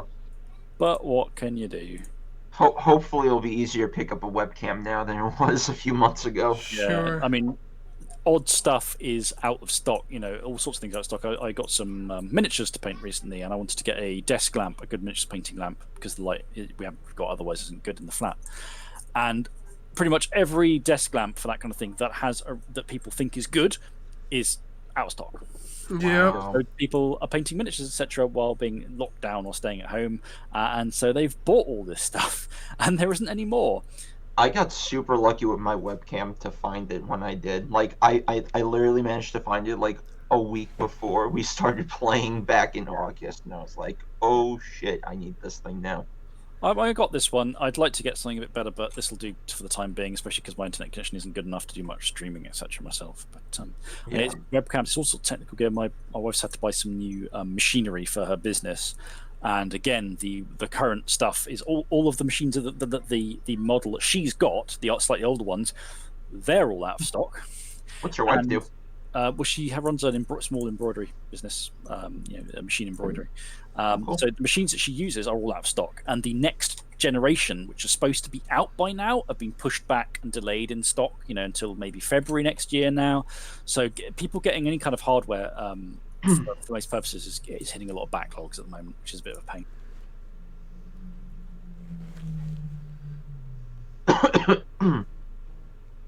Anyway, yes, we'll see how this goes. The pack facing the pack having decided to heed, shall we say, some of Harmonious Flame's hesitancy, discretion. Caution is good, especially now that police are investigating. Well, I was sort of wondering, because I knew when they were going to turn up, so I was wondering if you were going to do the Sacred Hunt, power off into town, and the police were going to turn up at your house and find Mary there going, at the same time as you were off trying to commit murder in town. That would have been a really interesting sort of combo. You know what? I am really glad we didn't listen to our baser instincts right now. I mean, I'm still withholding judgment. You go out of your way to steal Jimmy Gibbons's shutter shades. All this is revenge. All this is Chris's revenge on me for ruining this man's sunglasses. There's one motivated NPC out for revenge, and it's not cursed. It's just some guy who's really upset you stole his sunglasses. Fiend. It's the one you don't expect the most. It's always the one. Well, it's always the quiet ones. He wasn't exactly a quiet one, though, was he? Okay, looks like we are all back. Chris, would he feel better if I just anonymously dropped off some shuttered shades? No, you have to get new ones, because you drove the freaking pickup over the last pair. I mean, new shuttered LED shades. Because he's tacky, Johnny, you have to commit to the bit. Okay, so we're looking at back. Real quick, what Johnny should do is go back and collect the pieces and give them to him. Hey, I found your sunglasses. Do I still get the reward? Blow them in his face like dandelions. As Stormbringer prepares to go on a magical mystery tour through the Looking Glass, the other three, you've entered Gleesham yourself, on foot, heading through the developments of Blank Marsh into the centre of town and up the high street. And to any normal human being, it just looks like that's slightly run down this end of the high street as you head towards the nicer end. There's various places, shops are closed down or for rent, things that haven't been replaced. not the best time for the British High Street, clearly these years. But for any human being, it looks perfectly normal. You know, it's a bright spring day. It's quite nice. It makes Gleesham. This kind of weather makes you see Gleesham as maybe it could be. You know, it's bracing. It's refreshing, and the dismal state of the town perhaps isn't so oppressive. People are about doing their shopping. You pass the little newsagents and the Tesco Metro, the little Tesco shop there, and you head down. You go past some of the trendy wine bar, the small hotel. It's lovely, beautiful old Georgian brick built thing, and then off in the streets tangled around here. So the older professional businesses of town, the local solicitors and barristers, the local established businesses, and one of these is Hawkhurst and Carraway. It's part of a short terrace of 3-story Georgian-era buildings that have been refurbished into offices. It's the middle of the it's on one end of the terrace.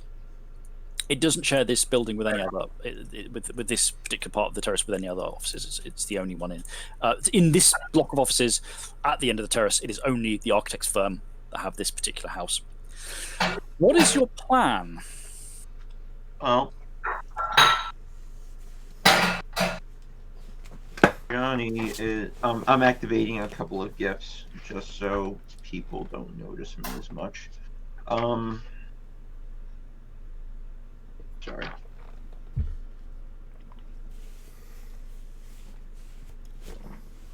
I'm not activating that one yet. I'm going to activate Slip Away. Okay, which will make it much harder to remember you. Yep. And then in addition, I'm going to activate Dating, which is a merit, which will last for the scene, and I get to add my Cunning Renown to my stealth rolls. Okay. He's so cunning. I am He's so so cunning. stealthy. He's my hero. Maybe he should be Stormbringer. Maybe he should be. No.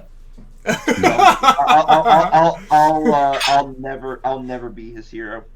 Aw. You can be my hero, baby. All right, so there's a couple things. Each time they fail to notice me, they take a -1 penalty, and I get to add my Cunning Renown to one stealth roll for the scene. So John was just kind of basically going to case the joint until, Hawkhurst might come out for lunch or whatever, and so he can get a turn of scrutiny on him to try activating Nowhere to Run, so he can find out more places where this asshole bolts down. So you're trying to loiter. You're trying to loiter stealthily, basically. Yeah. And if so, what are Thornbringer and Harmonious Flame doing?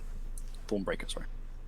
Harmonious Flame is gonna sit herself outside of a coffee shop with a mug of coffee. Okay, there isn't a coffee shop outside this building on this bit of street. Is there no coffee shop anywhere on this street? Oh, no. This is like a side thing on this terrace off the high street. So you can go and sit on the high street outside a coffee shop if you want, but there's not on this. Is there a coffee shop with a view of this street? No.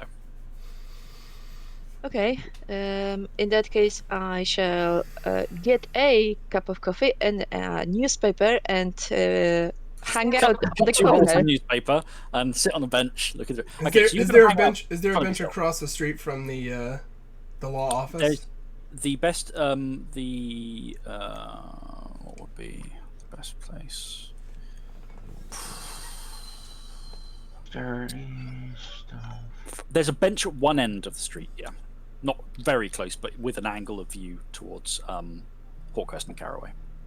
Chris, with this kind of stalking, what I'm doing? Yeah, I mean, yes, I think it would. Yes, we can sit on that bench, both of us. Okay, so Thornbreaker and Harmonious Flame are being a duo of completely normal people having their coffee, reading the newspaper of a morning on the corner with the high street. And chatting. Yeah. Meanwhile, Johnny is being a creepy stalker who is not going to be seen at all, hopefully, or not noticed, who observing from a different angle. Okay. I mean, with what I'm about to roll, it should be 2 successes on 14 dice. Oh my goodness. You're loitering. Oh, if Stormbringer's talking to us, we can't hear him, but I think he's talking to someone else. They do take a -1 penalty to notice me right now. And... Okay. That's fine. So you settle in between in the shadow of one of the little buildings across the other side of the street. Just being a guy hanging around, perfectly normal. Outside near one of these side doors, it's perfectly normal. Nothing unusual about this. Honest Gov. Your waiting is rewarded. It's rewarded very fast. You are not there for. You've settled down for a scant few minutes. In this late morning, so it's probably about 11ish now, when the front door swings open and Corley Hawkhurst emerges. He's wearing obviously slightly different clothes to in the picture, but he's wearing a suit. He comes out with two people. He says something back through the door, goodbye, as he comes out with two people. One of them is a reedy woman wearing sort of just normal office clothes. She doesn't look very healthy, though. There's an unhealthy pallor to her skin. The other is a very intense-looking guy, hatchet face, narrow, sort of really focused eyes. Looks like he's constantly trying to convince you of the most important thing ever. His expression, that really kind of focused, intense, even if he's probably not talking about much of anything. Slightly hunched, wearing a tweed jacket, jeans, and it's probably at least 2 layers of t-shirts underneath. He looks a really odd kind of mismatch with a slight paste of something vaguely respectable over the top. He's shorter, thinner than Hawkhurst, though most people are, and his hair is very tightly cropped, that just whizzed over, but as if he's just got, he's got a razor, so he just whizzes over it close rather than anything particularly thing, and sort of small spectacles perched on his big nose, sort of hatchet nose. They go wandering down the street. Are they claimed? Did I mean, sorry, we wouldn't know if they are claimed, but could we sense if they are ridden? It depends on what the spirits in them are doing. If they are nestled up inside them, you wouldn't be able to see them unless you have the broad hunt effect. Did I have enough to get a turn of scrutiny on Hawkhurst? Enough. You're going to get multiple turns. They're just walking down the street. Nothing unusual about that. All right. So, activate any powers you wish to activate. Also going to activate Slip Away. Not Slip Away, because I have that active. Feet of Mist, so it's harder to track me. Okay. Do we also see him? Yes, you all do, yeah. Okay, in that case, I want to activate Know Thy Prey. Okay. So people tell me one at a time what things you're doing. So I'm going to start with Johnny. Tell me what you are rolling and what I need to know. I can still see him, right? So I'm just gonna... Yeah. You've got plenty of time. It's going to take at least a minute to get down the street. He's ambling at a fairly. There's not quite a swagger, but there's a, he has strong sense of authority in his stride. Okay. I can't use fading anymore since I blew that. And I got another one. Alright. So I'm just gonna be stealthy again, pretty much. So is that another stealth roll you want from me, Chris? No, you've made your stealth roll already. What I want is your powers you're trying to use, like none of my gifts require rolls. It's all passive benefits toward me. What about what do you call it? Nowhere to run. I was going to do that after because I don't like. I just need. Oh, I see what you're saying. Yeah, I'll use that. Okay, so you immediately know basic details and rough location of any safe place. With a Wits Plus investigation roll, you can identify other dedicated sites, bolt holes, and hiding places. Okay, so first off, with the turn of scrutiny, basically there's a rough location of any safe place the prey has. He has a somewhere nearby in this town, in St. John's, he definitely has he has a very well protected safe place, like probably, we're talking lots of safe place and generally well locked down lair, not far from here. You can tell from the swagger in his waistline he's on home ground. Yeah. Additional 2 successes on the Wits investigation roll. Okay, other dedicated sites, bolt holes, and hiding places. Okay, he has. You are pretty sure. Sniffing. You're taking it in. You watch. You sniff the air. Maybe once he's gone, you sort of wander. Gone down the street. You wander past, pick up a couple of things, and see on the ground. Look at the dirt. Check some fibers. Do the whole. Not Doctor Who. Doctor Who, was it? Sherlock Holmes, that's the one. I know my media figures. Thing of yes, and therefore I can tell by the fact that he has this dirt on his boot that he's been. How do you know? I pull out a sonic screwdriver. Yeah, could be. If you get the gift of time, maybe you can be Doctor Who. And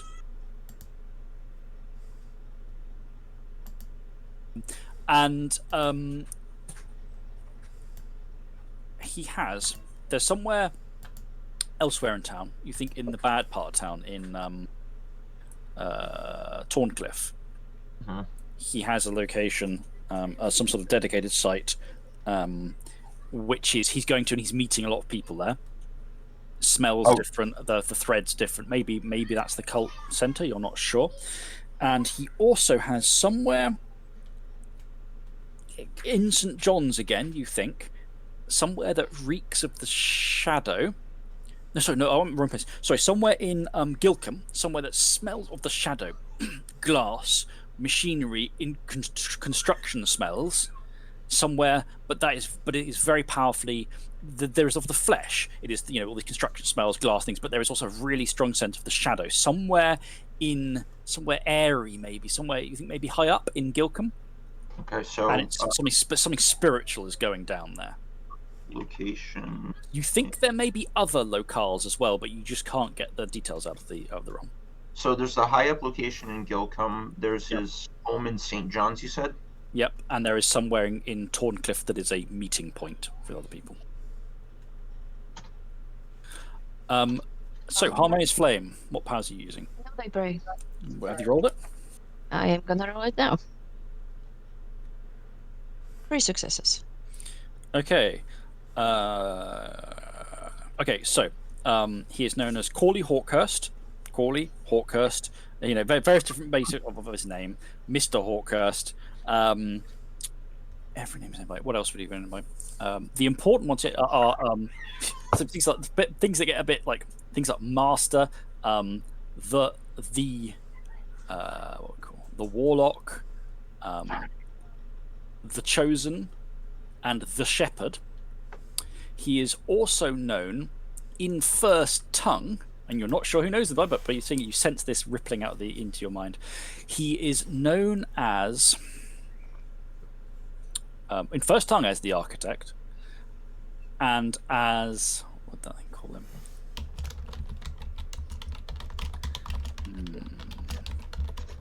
The Scourge. Now, on top of that, how many successes did you get? 3. Right. You get any. Every allies, contacts, retainer, resources, staff, and status merit that he has 3 or fewer dots in. Okay. So if you don't get an answer on something, doesn't mean he doesn't have more. So he has allies 3, police. Allies 3, local businesses. Allies 3. Wait, not so fast. I'm writing down. He has allies 3 in police, local businesses, local politicians. He has contacts, criminals, religious, finance. Finance, of course. Architects. He has other stuff that is. He has one of his staff merits. The only one is staff 3, relating to construction. You think he probably has other social merits as well that are higher than 3. Okay. And then I would like to attempt Sounds of the City on him. I'd just like to point out that this guy feels like very much a Stormbringer enemy, because Heavens Unleashed nukes all of those merits and skills. So for Sounds of the City, roll wits plus politics.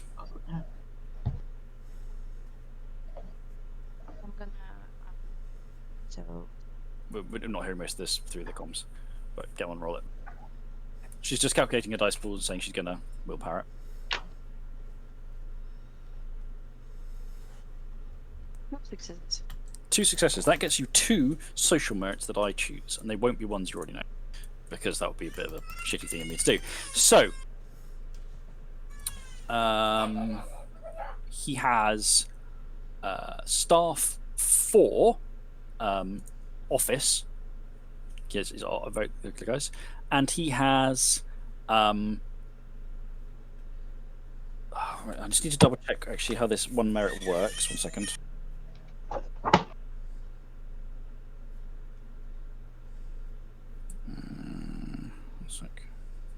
Oh, sorry, I've got it slightly wrong. Staff is actually a dot per. Each dot gives you a different type of staff. So yeah, you know that.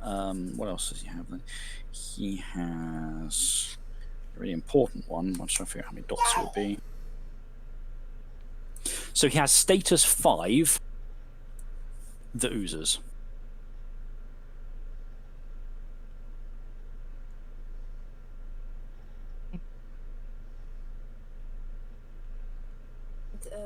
In the little write-up I have here, Which is a abridged version, it says that with a scene of effort, I can stem the flow of a number of mundane social merit dots up to my cunning, which is 1. Can I do it anytime after now I've seen him, or do I have to do it but now? you have to do a scene of trying to do stuff. No, now you've got it. You can do it. Okay, so I don't want to do it right now. Yep. Okay, so you've scanned him with your Neem powers. He's walking down the street, and he crosses over the road towards where Thornbreaker and Harmonious Flame are sitting. And he comes to a halt. Where you're there with your newspapers up, and he just reaches over with a finger, pulls the top of Harmonious Flame's newspaper down. If you'd care for slightly better quality coffee than that crap, come and join me. And then he and his minions in tow walk off onto the high street and head towards by one of the trendy bars that do coffee. Thornbreaker immediately gets up and follows. Johnny is going to see that they're following, but he's not interjecting himself into this conversation until he's somehow broached. So he's going to follow them and then act inconspicuous inside the coffee shop or I'd wherever like the a heck perception check from Johnny, because you were in the better position to see this, because they were there going, we're not fucking here, we're behind newspapers. So if Johnny give you a perception check as well. Sure. I mean, Thornbreaker wasn't hiding, for the record. No, but you weren't trying to. Correct. You were trying to look like you weren't sticking out. Sure, but sure. He was just in a better position to see everything as it happened. So there's a bit of detail that he may pick up on. 2 successes. Hawkhurst did not spot them when he left the building. He already knew they were there. There was nothing. There was nothing about his reactions that went like, "Oh, there's some people there." He came out fully intending to walk up and do that and move on. He was fully aware they were there. You don't know if he knows you're there or not, but he doesn't seem to have paid. I pull out my phone and I shoot a quick text to Thornbreaker, basically telling him that. Well, I group texted to both Harmonious Flame and Thornbreaker. So, and then follow along. Presuming Harmonious Flame is going with Thornbreaker. So yes, out a little table outside the this little cafe in the bracing spring air, steaming mugs of very good coffee that Hawkhurst has paid for. The man of the 2 minions with him, he's waved on. He's gone to sit at a different table over, and is nursing a cup of hot chocolate that he's had to pay for. Not Hawkhurst doesn't. The woman hovers nearby him, like not sitting down. She's literally hovering around his shoulder, in a slightly, like she's just there. You're not sure why she's. Is she going to sit down and drink? No, she's just going to hang around behind him. He's keeping her close though. Johnny's just mucking around on his phone while he's waiting online, pretending to get coffee. If he can do that. So, sorry, my microphone is being weird. Are they werewolves or wolf-blooded? Neither of them are werewolves or wolf-blooded. There's something odd about the man that you can't quite place, but neither of them are wolf-blooded. So Hawkhurst sits down, looks at you across the table. Sit down, try to not to look repulsed or angry or anything. So, you're the interlopers. Thornbreaker Thornbreaker just responds, territory owners, and smiles thinly. Ah, you're that kind. Well, I'm afraid the town is not yours. It's mine. We're not here about the town.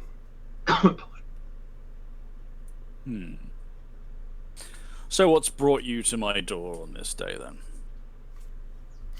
Admittedly, we had been planning to make your acquaintance for a while because we were recommended to use your services for tax inquiries. However... Ag's just okay. Ag, make the roll in the background. Let me see. This is so. Ag's character has sent beneath the surface. This is a very useful power that can let her tell whether he is lying. So let me just double check. I need to tell her what she needs to roll. Okay, it's a versus. So you just do your roll. I'll do mine, and in the meantime, Thornbreaker can carry on talking. I don't see any reason to be coy. I'm sure by now you are aware that we have a contending interest in a certain individual.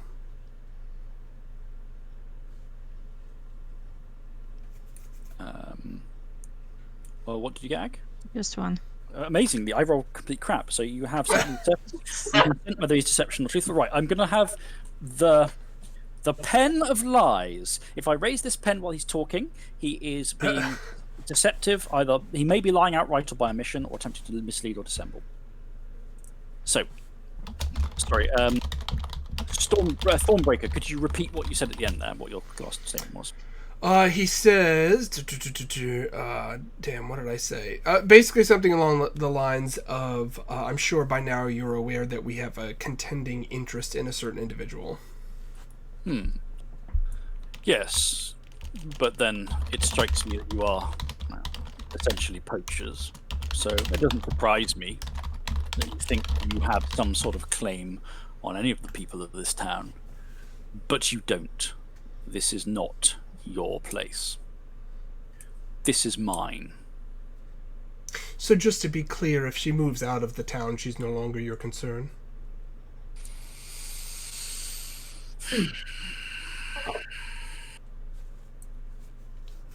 I don't foresee that happening.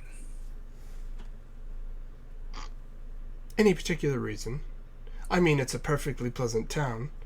If you intend to, if you think you can use your demonic wiles to coax her away, then I'm afraid, well, that would be the sort of corruption it would be my duty to oppose. Demonic wiles, interesting, because you smell a lot like us. Yes. We are all capable of certain things. That's how we use those things, and in what service we put them. I put them to God's service. You and your kind are... Thornbreaker interjects, meaningfully speaking over him, and says, and what would God's service be, out of curiosity? God's service, my task, is to tend to the flock of this town. To what end? Does God send you postmark messages or texts? I'm just wondering. It's always the way of the foolish and the misguided to mock those who have real faith and who have real purpose from the divine. But I don't need to explain myself to you. You don't need to explain yourself. I'm genuinely curious. I'm not denying mocking you, but there's genuine curiosity there. I've always wondered how that works. You scrabble weakly at whatever threads of demonic power you think you can gather. I have real power. I especially have real power here. From the spirits? So I would suggest that you be more cautious in your mockery, demon, or you will find out just how fierce the wrath of God can be.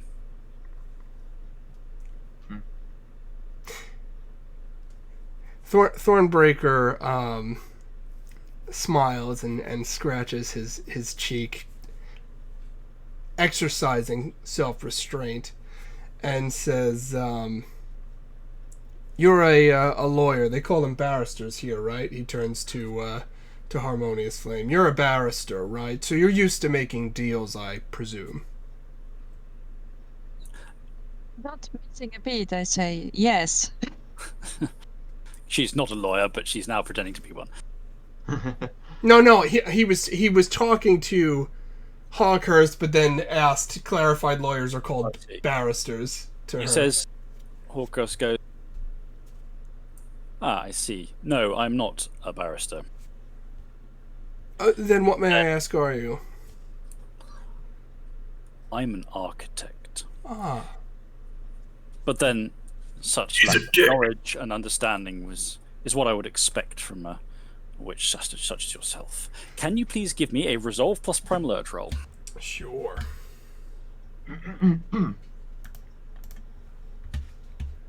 Yeah.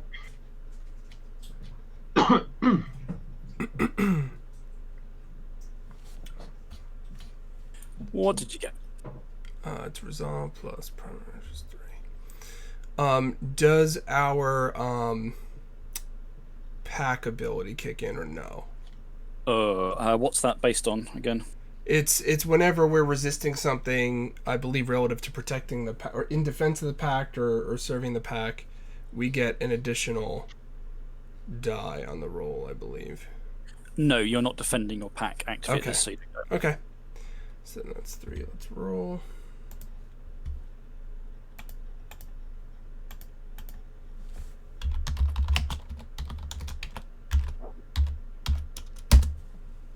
That's a success. Okay, that is not enough then, I'm afraid to say, so let me just tell you what's hit you. Okay, as he leans forward and says, your false faith will do you nothing here, will serve you nothing here. You feel a worming sense in your own mind. You know, Thornbreaker's has his issues, especially around fear and certain things, but this is something different. This is a strange, unexpected crumbling of the foundations of your own certainty.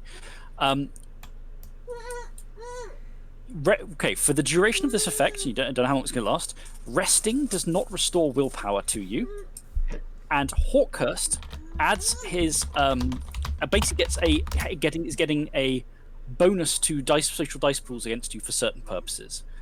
In addition, you suffer. I'll just check what the dice bonus is now.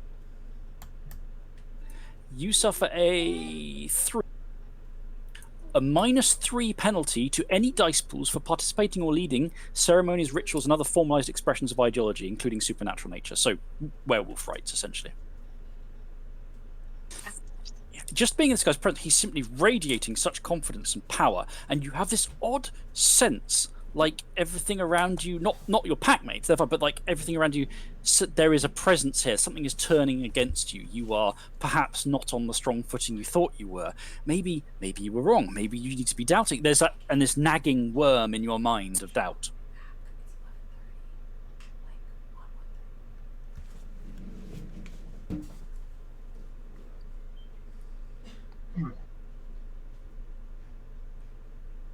So no, I'm not a lawyer.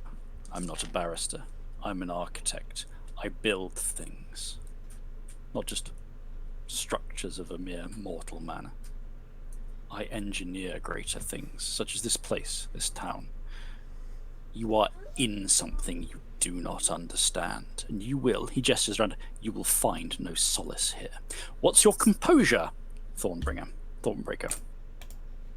My composure is 2.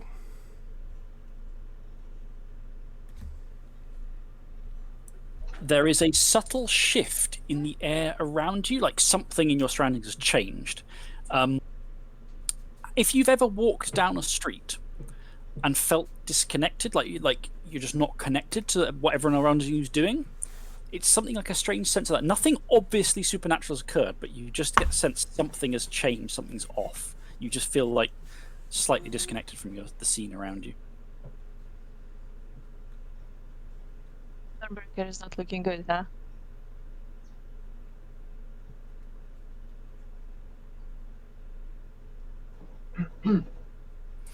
You don't know me, but I know you, Bill. I know your sins.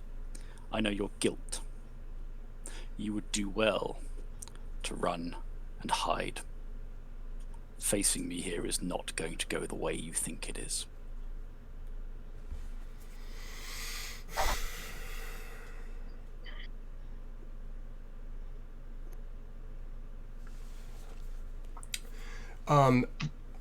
Thornbreaker leans slowly across the table and says, "If you know me half as well as you claim you do, and if you know my sins, then you know that when I'm backed into a corner, bad things happen."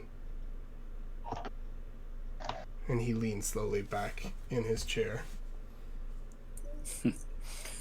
And you, Marta, he says, you've come back sniffing like a dog around your old vomit, as it were. Because you couldn't be kept away. What's your composure? 3. Again, you feel disconnected from your surroundings slightly. It's an odd shift in the air. You can't quite tell what's just happened, but something has gone off. Something is slightly wrong in the air. I'm gonna grab Thornbreaker's hand because you said it doesn't feel like the pack is disconnected. Yeah, you're still connected to him. He is fine. So the pack is now currently the only thing that I feel connected to. So I grab Thornbreaker's hand and get up and sort of pull on him so that he gets up as well. And look at Hawkhurst in disgust, like not hiding all my hate and other feelings for him that I have, and say, "Our conversation is over." Does Thornbreaker get up? Yeah, so Thornbreaker gets up, and when Marta grabbed his hand, it sort of jolted him a bit. He wasn't expecting it, and the connection is still new, but is strong. So he does get up, and he makes a point of looking at her hand, not in confusion, but again, sort of surprised by the strength of the connection. And so he does get up with her. Okay. As you back away, you start moving away. Hawkhurst isn't smiling or looking smug. He's watching you very carefully and calculatingly, like he's already trying to plan what he's going to do next. But he's not chasing you. He just watches you go. As you go and you start walking down the street, you immediately sense because the street isn't heavily crowded, but there are plenty of people around. You immediately run into a problem. None of them seem to be registering you are there. By which I mean, you walk the street and someone just rams right into you. They don't look at you and go, "Oh, I'll go around you." They just sort of bang right into and then carry on going without really registering you're there. It is literally as if you are disconnected from the people here. They are not. They're just ignoring you, which means you have to kind of do a bit of a, quick bit of dipping around people to make your way down the street because it's suddenly as if you don't exist.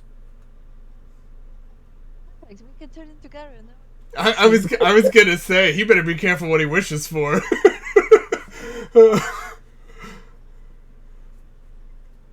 Johnny's still in there fucking drinking his coffee and just watching this asshole. What else he does.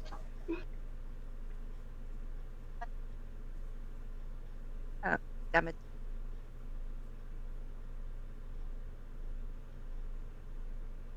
I can't Yeah, hear you. she's just trying to get sound. Stupid microphones. Okay, yes, Okay, it's there we working go. now. So I keep thanks, Molly.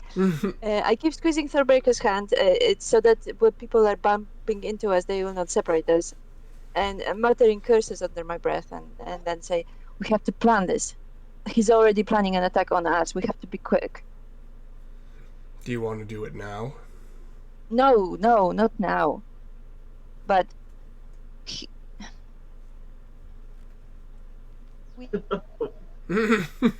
She's saying you need a plan while being grappled with baby. So as you leave, and as you head away, Johnny watching him, he finishes up his coffee, stands up, turns, looks across the street at Johnny Uh-oh.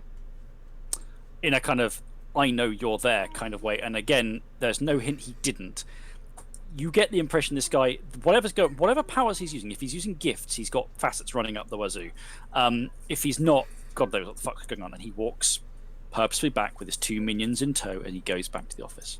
I peer across the gauntlet just really quickly, see what the spirit situation's like. In the shadow, where he walks, several fear spirits with these strange masks embedded in their faces are following down the crooked, broken, twisted, wind-swept, decaying high street. Other spirits moving out their way, scattering. And, and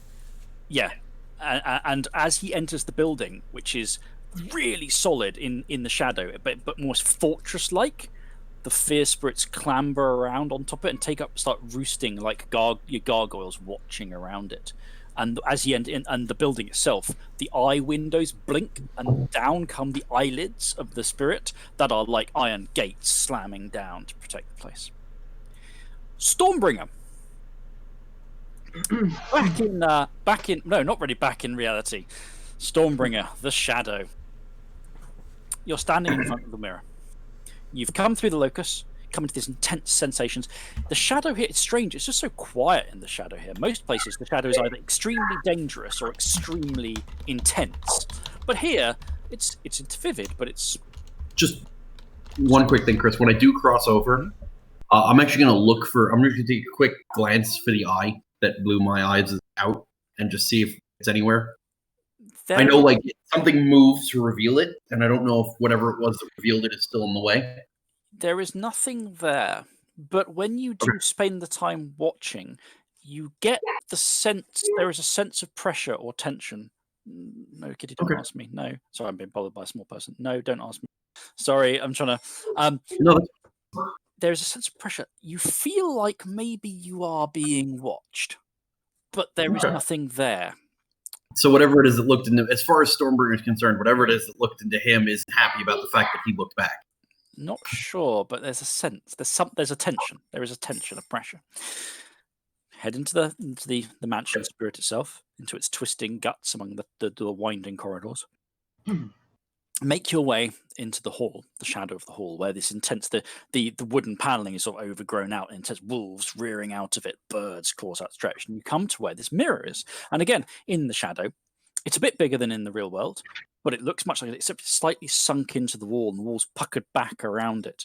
And you're looking at it, it looks like there's something about it that has a door-like nature. It's not a door, but you can sense its nature. It is the shadow, it works in strange ways. Reflected in it, its brilliant gleam, is you. And what form are you in? In the spirit, probably Urshul. Okay. The reflection isn't of your Urshul form. It's of you in human form. Interesting.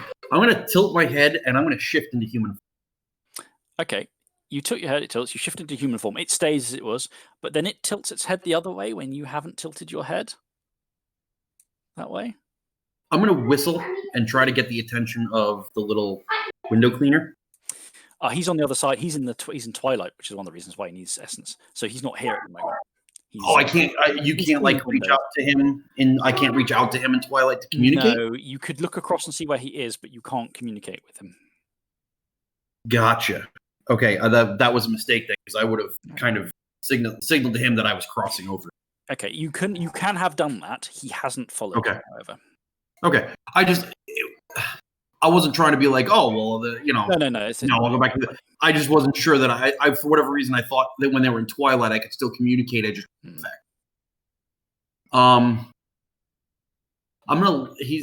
Stormbringer's gonna lift his right hand and wiggle his fingers. It lifts its right hand, then it lifts its other hand and also wiggles the finger, then lowers the hands and looks. You look at yourself for a long moment, and then it leans in very close to the glass, breathes on it, and the glass mists, or the other side of the glass mists, and then it gets out a finger and writes in first tongue and says, Who are you? In first tongue is the question.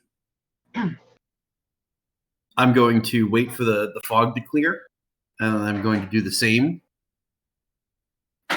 And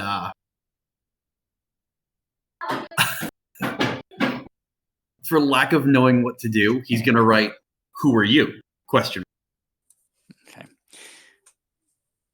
The fog this time breathes. It's no longer making the motions. A roll of mist just rolls up it, and no longer the finger. It's simply scratching into it. And the figure of you is just hanging back, watching yourself thoughtfully. But this now conversation is going without any obvious interaction. And it writes in first tongue. It says, "I am a mirror. Thus I am you. But who are you?" Okay, I guess I still have to breathe and write though. Yeah. Okay. You have to do it the hard way. Sorry. So I'm gonna pull out my trusty spray bottle. No, I'm kidding. I have a little grease pencil. I'm gonna breathe and say, "I am rough."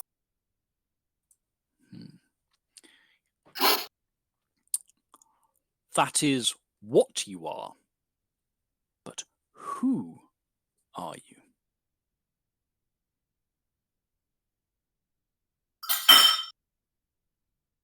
What's the name of our pack? The Oncoming Storm, right? That's right, yeah. Okay.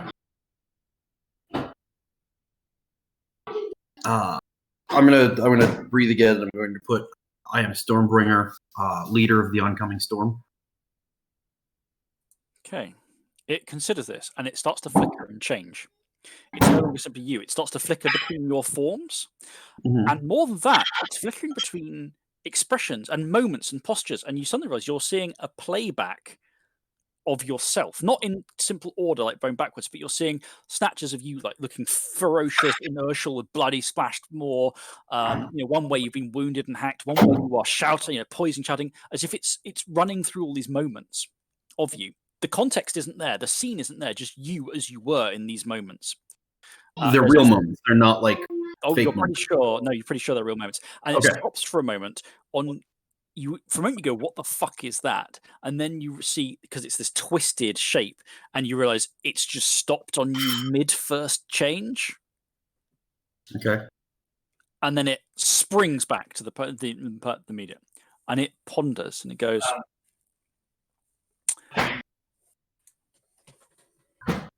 Then it goes. I am you. I know you. You know you. You are you.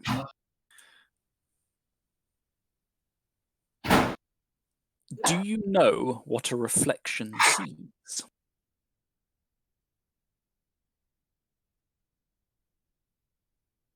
So I'm going to breathe on the mirror again, and he's going to write everything, including that which we do not. You, the you in there, smiles, genuinely smiles, not like a horrible one, but like a real appreciative. Yes, you understand. Would you like to see another reflection? I'm going to breathe in the mirror and say, and write in what is the cost. I know enough to know that nothing in the spirit world is free. I didn't write that in the mirror.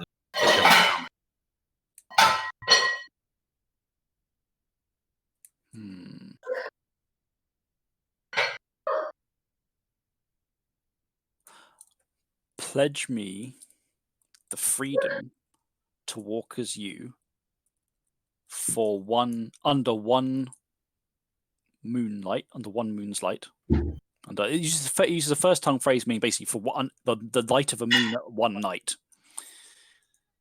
I pledge I will cause no harm. If you pledge me that, then I will show you another reflection. I'm going to breathe into the window. What will happen to me for that night? You will be you. You will have no reflection. I breathe into the mirror again. So there will be two of me. Me and there your will be reflection of me. Use a phrase saying there will be us. Yes, but a truer version of me than. He's kind of saying that. I don't know if it can read lips, but he's saying that to himself. I'm telling you so that if I don't know the difference of the mirror, if I have to write it or what. Would be great if it would breathe and say, yes, I do. Because then I don't have to keep breathing on it.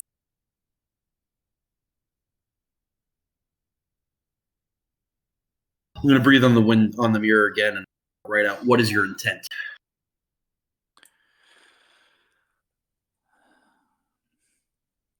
To cast reflections.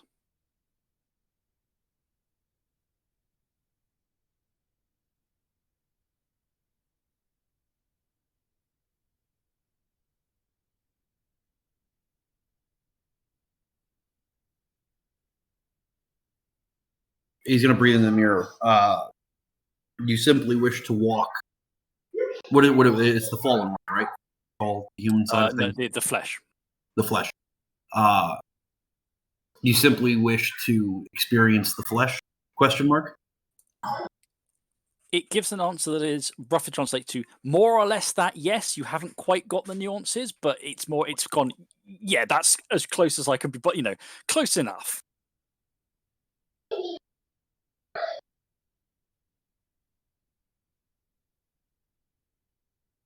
All right, so I'm going to write in the mirror, I will agree, but with condition.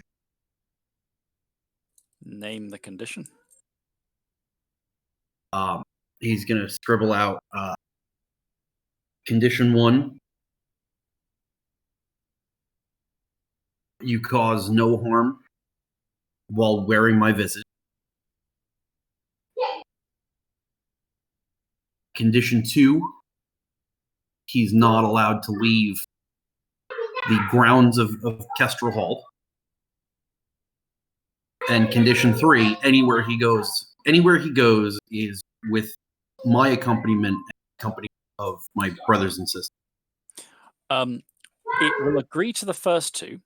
It can. The way it phrases it, it cannot agree to the third.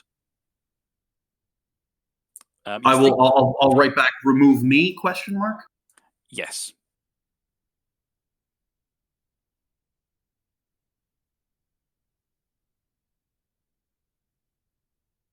Are they allowed to be aware? Question.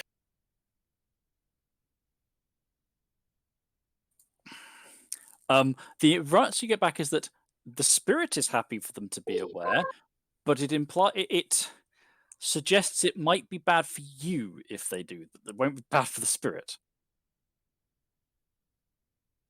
Because they may like him better than me. It is not. Well, who knows? It is not further giving description as to why, but it hints that it is not a concern for it, though it might be a concern for you.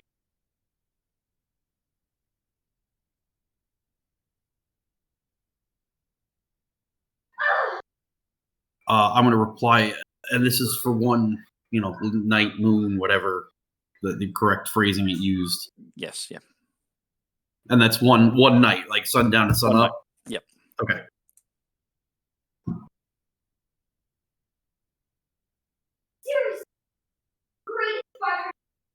I agree.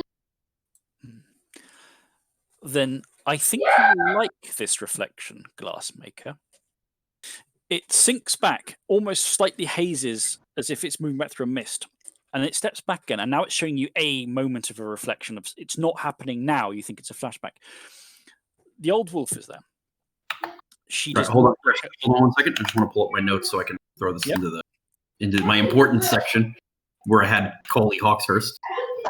It is Clarice, but she does not look at her best. Long silvery hair is sort of hanging down, but quite tangled or disarray. She is wearing what look like pretty practical clothing, the kind of thing you remember, you use when you're working glass in the glass house because you don't want to get burned by stuff.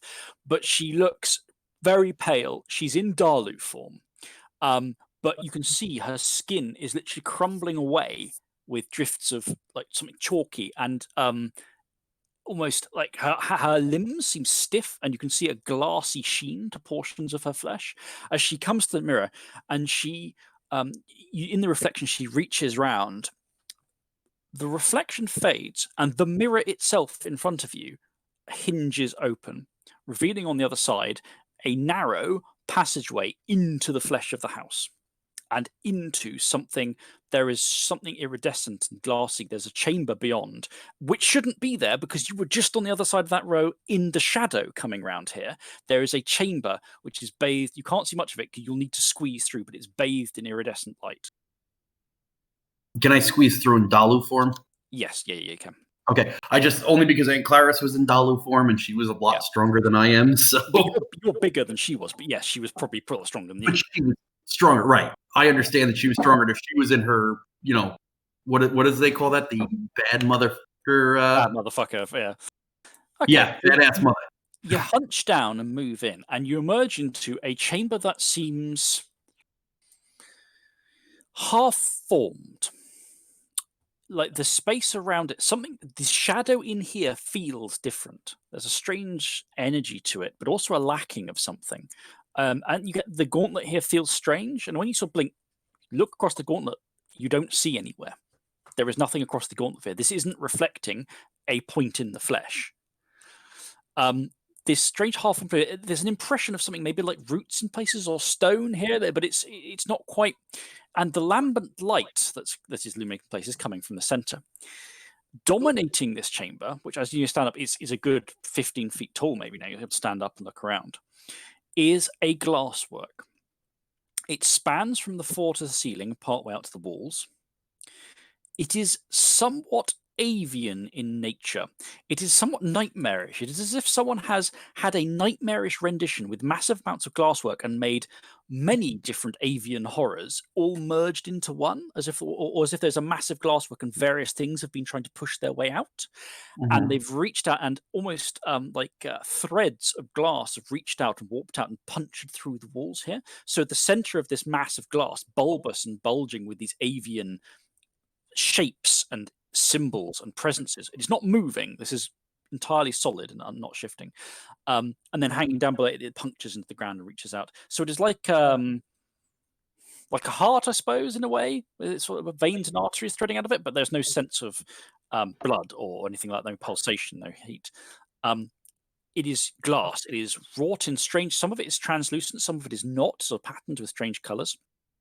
Okay. Your skin is prickling and you feel an odd sensation through your body that feels like a low-key kind of burning. Not intense enough to really hurt or make you ow, but like you are being slowly cooked but not by heat. And there is a sense of otherworldliness here even for the shadow, like you are on the threshold, on the cusp of something else, but you can't quite tell what. And that's just while standing in stepping. All right, so I'm gonna meander around the room, keeping it tuned to the burning sensation, and just kind of get a look around and see what's what. You want to wits and composure, or? No. This is there's nothing really to sort of pick out. I mean, you're just able to go down and touch the thing. This main thing is this strange glasswork. As you get closer to it, you start to hear the fluttering of feathers, or maybe the rustle of wings. You start to sort of like there's a sense of something at the edge of your vision, but you can't quite get it, can't quite see it. A sense of occasionally a slight feeling on your skin as if feathers rustling against them. I'm going to touch the glasswork. Okay. That's never done. Every time, Chris, you said "okay" to me, it usually involves me losing a body part or getting chainsawed. Either way. I mean, that's not entirely unfair. So I'm now concerned about what body part I'm going to lose. What's that? Say goodbye to your fingers. I was going to say, should I say goodbye to my fingers for the next 2 days? Fingers are fine. There's nothing wrong with the fingers. Oh dear, I'm about to get flayed alive. The thing I'm after. Shit. I forgot to listen. I'm in trouble. Maybe. I'm in danger. I'm in danger. Yes. Where is it? Do I have it anywhere? Whatever. Let's do this. Where are you? Go Garu. Show it to us. Yeah, right? Go Garu and teach this glasswork what glass is really about. Right. So you touch the glass, and it is like the fizzing, the burning throughout your body. It doesn't intensify, but it is very, very much present. Okay. What does sort of run through you is a sense of the feathery touch on your skin has intensified, the rustling. All you can hear is this rustling of feathers, and your vision is partly gone, but not from exploding eyeballs, rather because like you are immersing yourself in a sea of something lambent, something crystalline glow that has drowned your vision rather than ruptured it. Your senses are being sort of overwhelmed by an otherworldly presence. It's not fully formed, or it's not like... How many occult dots does Stormbringer have? 1. Okay. The best thing you can probably think of, just off the hoof, is that like you are in the shallows of a pool, as it were. Like you're not, in the deeps here, so much as you are maybe at the edge. And it is therefore, you're pretty sure bad things are happening to your body from that burning sensation, but it's not fire. But the rest of it, you aren't drowning, you aren't being overwhelmed by the power here. There is a sense of something glassy and light. There is a sense of something fathomless and deep but bright. There is a sense of potential. An odd hollowness or gap, however, like something that should be here isn't. Or like maybe this should be more full. Maybe this shouldn't be the shallows. Maybe you should be plunging deep, but you can't. There's nowhere to go for that. And then as you step, you sort of your senses have numbed enough, and then suddenly they're coming back because you're no longer in contact with the statue. You're simply so numbed you didn't realize.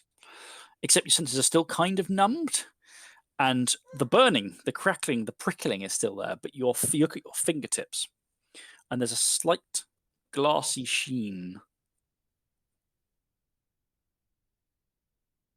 I'm gonna smell, and I know this is gonna sound terrible. I'm gonna smell my fingers.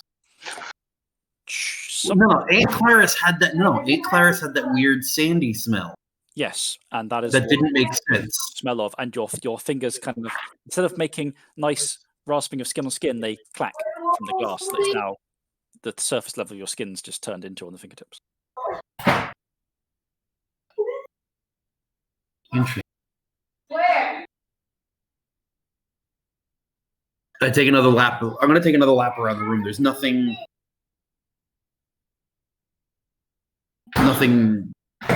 to see. Nothing's changed since I touched it. You go round.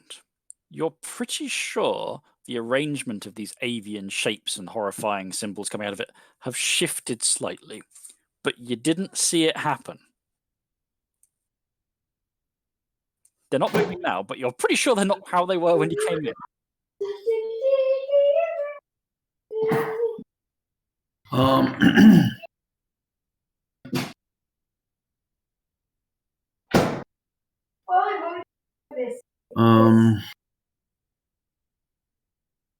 Trying to.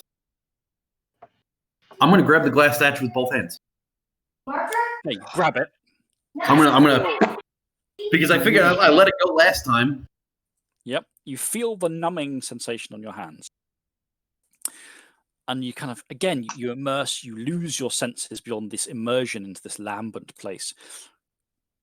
There's something, you immerse yourself, there's something missing. There's something that should be here that isn't. But I can't tell even, I can't get a hint as to what it is. There's a hollow absence, the space, there's something that should be there.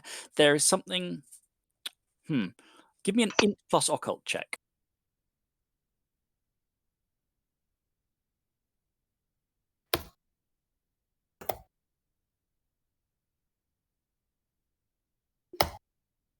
Four successes because I threw a willpower. Jesus. That's it. That's it. You know what it is. You know what it's missing. It's missing a bird. But not just a bird. It's missing the spiritual component. This is something that's just so avian that's touching against you. But the conduit between you and it has to be spiritual. because this is in the shadows, it's a spiritual place. You need some sort of avian kind of spirit to serve as the intermediary between you and whatever is beyond. Oh, Raven. No, I know he can't. Oh no, the totem can come if you need. Oh, can he? Well, he can be in the shadow if you need him. Yeah. He's with them, isn't he? No, he's not at the moment. Oh, I thought he was with them. Yeah, I'm going to call him. Okay, so you call. There's a fluttering beyond, not the fluttering around hearing ears, but a real, a more spiritual, concrete one, out beyond in the house. Sorry, a tiny angry toddler's just run past going with pencils or like weaponry in hand. I'm not quite sure what's going on. It's a death raging toddler. Death raging toddler. The totem's presence becomes you become aware of the presence in the hall, out in the hall. It says, Stormbringer, I sense your need. You seek me. Where are you? Behind the mirror. There is a fluttering, and then the spirit is in the sort of perched on the bottom of where the mirror's frame was before it opened, to looking in it. This place. This is not real. This place is not. What? This is not a place. Then what is it? I do not know. Can you not enter? You haven't seen the spirit be tentative before, but it is. It slowly hops forward. The raven sort of hops forward. If it's not sure if it's just going to go off on edge and into the void or something, but it stays on the ground, this sort of half-formed ground that is in this strange space. I'm going to walk over to him and kind of like give him a perch. Like he can perch on me. I can be connected. Can you not perceive where we are? I witness it. I do not understand it. Well, that makes two of us. It is a place between things. I don't know what this last. I sense that I need an avian spirit connection. I thought was you. Do you wish me to serve as such?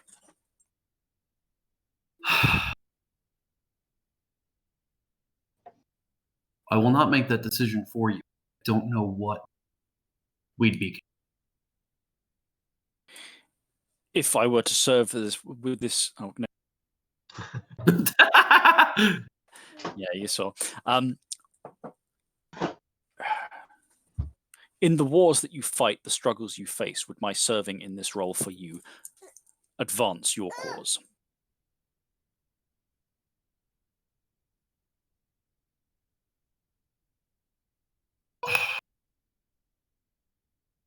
I honestly cannot say. This could be an artifact of great power that could give us an advantage over our enemies. However, knowing the old wolf, it could also be a booby trap. I'm looking up. He's looking up. Yeah. This could also be a trap. We are in the glass nest. He's kind of just going through things in his head. And all the shapes are like very bird-like, very avian. Right? Yep. Yes. I wonder if we're in the glass. The glass nest is the shadow of the human nest. Oh. That is what we call it, because it is the nest of glass. This may be part of that, but I cannot say. I cannot understand this place. There's a potential that this could further our cause. There's also potential that this could severely detriment both of our well-being. I will serve if you need it, if you choose. Sorry, guys, putting the totem at risk. This is what happens when you leave Stormbringer alone. He gets into trouble. Told you I was Scooby-Dooing this shit. Might find out what happened to Kestrel, so. Yeah, unfortunately, it may also mean the end of the Unconquered Raven. Chris has got a little smirk, which is slightly terrifying. Maybe we're getting a power up. Who knows? Yeah. Okay. Look, risk nothing. Nothing risked, nothing gained, right? I'm gonna ask you on Conquer Raven. I don't know how to connect with it with you as a conduit. Do you have any idea how to connect to this through? How I can connect to this through you? I will rest upon your arm. You will form whatever conduit you have with it again, and we shall see. Okay. Be prepared to run. Leave me behind if necessary. The pack needs you more than they need me. The banner does not fall. It does not. It is never left behind. They'll need you more than they'll need. Okay, so you go forwards and you touch it again, presumably with your slightly numbed hands from the layer of glass over your palms, now which cracks and crunches as you move your hands, quite unpleasant. You plunge in. This time there is a connection. The gap, the yawning chasm is there. It's not strong. It's not as strong as it should be. The Unconquered Raven has avian symbolism to it, but it is not perhaps as pure as would be ideal. So it is somewhat like you've jury-rigged a connection that works, but is not quite fitting right. Nonetheless, it is a connection. You experience a sensation somewhat like your mind and spirit being fired like a bullet through several layers of existence. You crash through perspective-wise, through whatever this is, and there's a space beyond, an empty space, a quiet space, a space of light, and something lambent and something like laughter and song, pale and calm, but you are hurtling through it, metaphysically speaking. And then you are through the other side and into something else. Your senses, such as are tangled up in this experience, cannot really pass what is occurring because it is not occurring at a level of physical touch or any sort of physical sense. It is purely conceptual. You have breached, using the Unconquered Sun as your road, into a place or state of being that has no easy translation. You are still going, but you are, metaphysically speaking, slowing down. You don't quite have the spiritual force or speed to bridge as far as maybe you want to, but you have reached something.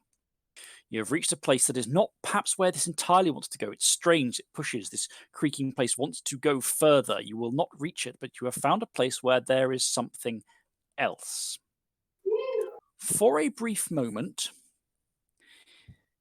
you are not alone. Found the Bifrost, guys. Can I please have a Resolve plus Primal Urge roll? Oh, shit.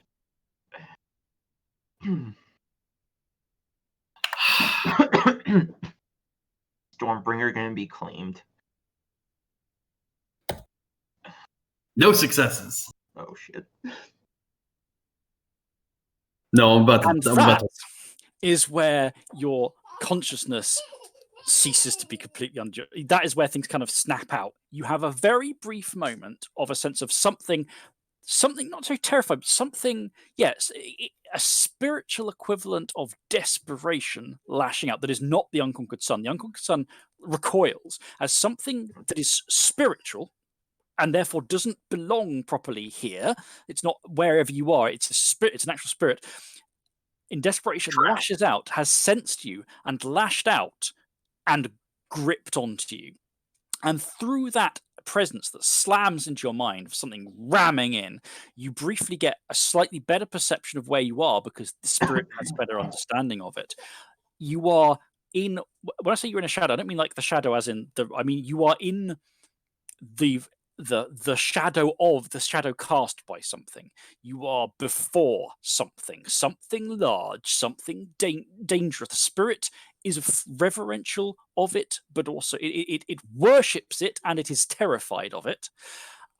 You are metaphysically in the shadow of something there that is cast, blocking out the power of this place because it is in the way, and it has just turned its attention to you.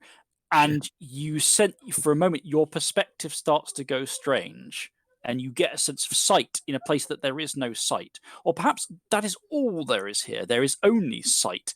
And before it can fully draw its attention to you, the spirit that has clamped on and just smothered you inside of it claws on the conduit that you have forged to basically catapult the whole lot of you back out again.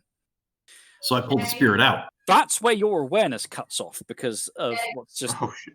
You are your consciousness is brute forcedly crumpled and jammed into the back corner of your mind as something else in pure like raw confusion and panic has seized the controls of your mind. Oh shit! I'm ridden. We're claimed. Now, the rest of the pack. So presumably the pack retreating from Gleesham to back to base to have to go over. Sorry, boys and gals. Yeah, that's what I assume our plan was. I think we're gonna be meeting somebody soon. You head back, and you get back to the mansion. Perhaps spooks, perhaps not from Mm-hmm. what's happened. Now, to be clear, okay, after you left the town, that sense of disconnection has gone. And as you were heading to the edge of the town, people started to take notice of you, but in a mild, normal way, moving around on the pavement.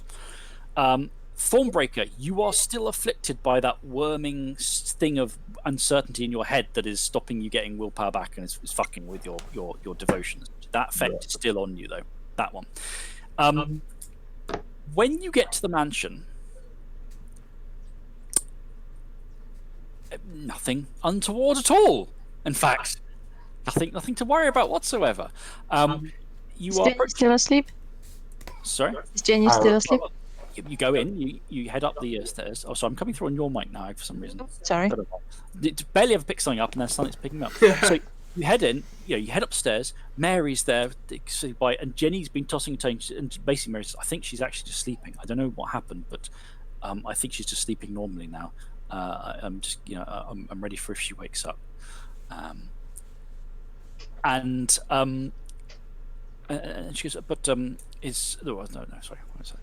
You haven't seen Stormbringer anywhere, but he's probably around the estate somewhere. And I'm sorry. No, carry on. I was gonna go say after that I was gonna go check in the glass house if he's in there at the locus. So so Stormbringer and Harmless Flame are up with Jenny, and Jenny starts to come round, and she's like, oh, I feel like crap. She looks like she's had a really bad fever, but she is starting to come. She's come into consciousness, and she is okay as far as you can tell. And then Mary's like, "Here's, have this drink, etc., etc." And says to the two elves, "You should probably leave her alone just so she can come out, have a shower, refreshing herself up." Thornbreaker doesn't need to be told twice because he already feels ashamed that he hasn't fixed the problem yet, so he scrams. Slimus just breathes a sigh of relief that Jenny did actually wake up, and gives her a little hug and then leaves as well. She's like, "Oh, thanks, cousin. I just feel like shit. I think I might just need to. I need the bathroom." As you head down, Johnny, you've gone down to the glass house, and there's no Stormbringer there, but he's clearly been working here. The thing is still cooling. I'm gonna die. Very recently cooling. You're gonna die. I feel like I should be making a new character. There is something. You look around. There is no sign of cinders through illumination. There is a sense of something odd in the air. I blame. And you look at there's around the locus, around the glass, what you for a moment took for just being the detritus of. You thought Stormbringer had a messy. He hadn't tied it up properly because there's this ash and bits of glass everywhere, and then your hand goes through a bit of it. You realize it's in twilight. There is the ephemera of cinders of illumination scattered around the locus on the side of flesh. Like the remnants of the spirit's corpse are slowly effervescing and fading away. No! Oh no! What did I do? Help him! I don't know what I did. The spirit's still dissolving. He must have he can't have been dead that long or destroyed that long. So he got ripped apart in Twilight. Sorry, it's not. Yeah, yes. Sorry. Sorry, the sound just got up. Yes, yes. It got ripped apart on this side of the gauntlet. All right. First, I'm going to throw my senses across the gauntlet, my vision across the gauntlet. Throwing senses across the gauntlet. The bastion of the glass house is essentially. In fact, the door to the glass house was open when you came here in the flesh, but the shadow again, the door to the glass house, the fortress of the Locust's fortress, is open. And there's a bit of disarray on the other side in terms of the stalks and threads and bits of glass that were up. Something has come through and just maybe drunkenly kind of smashed through stuff on the way to the Locust. Maybe Stormbringer got really pissed, killed one of your spirits, and then was staggering around breaking stuff. You're not sure. Okay, so when I got in here, the glass house was closed, right? No, it was open. It was open. The door was open. But that's not unusual, because to the heat out, etc. I sniffed the air to see if I can pick up Stormbringer's smell. Very strong smell, but he's been in and out all day, so nothing. You can definitely get fairly fresh smell there. Yeah. Can I use nowhere to run on my own path? Oh, no, wait, I didn't have a turn of scrutiny to analyze him. Can I use nowhere to run to track him down? Well, no, you'd have to track him normally, I'm afraid. Alright. Alright, I'm gonna shift to Urshul to maximize tracking. Actually, I'm gonna fucking text my pack mates and be like, so I think something's going on with Stormbringer.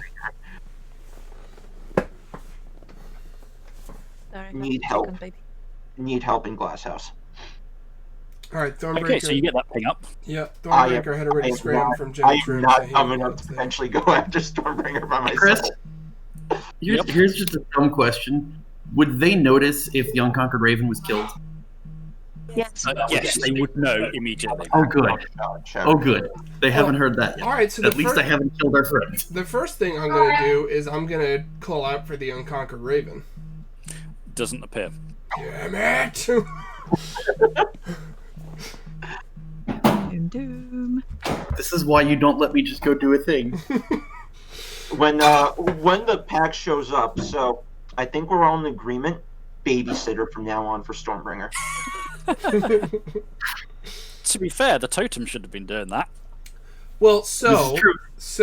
Human babysitter for Stormbringer. Totem should have told me this was a terrible idea. So Thornbreaker's gonna see the discorporated remains of Cinders and Illumination and will say something's wrong.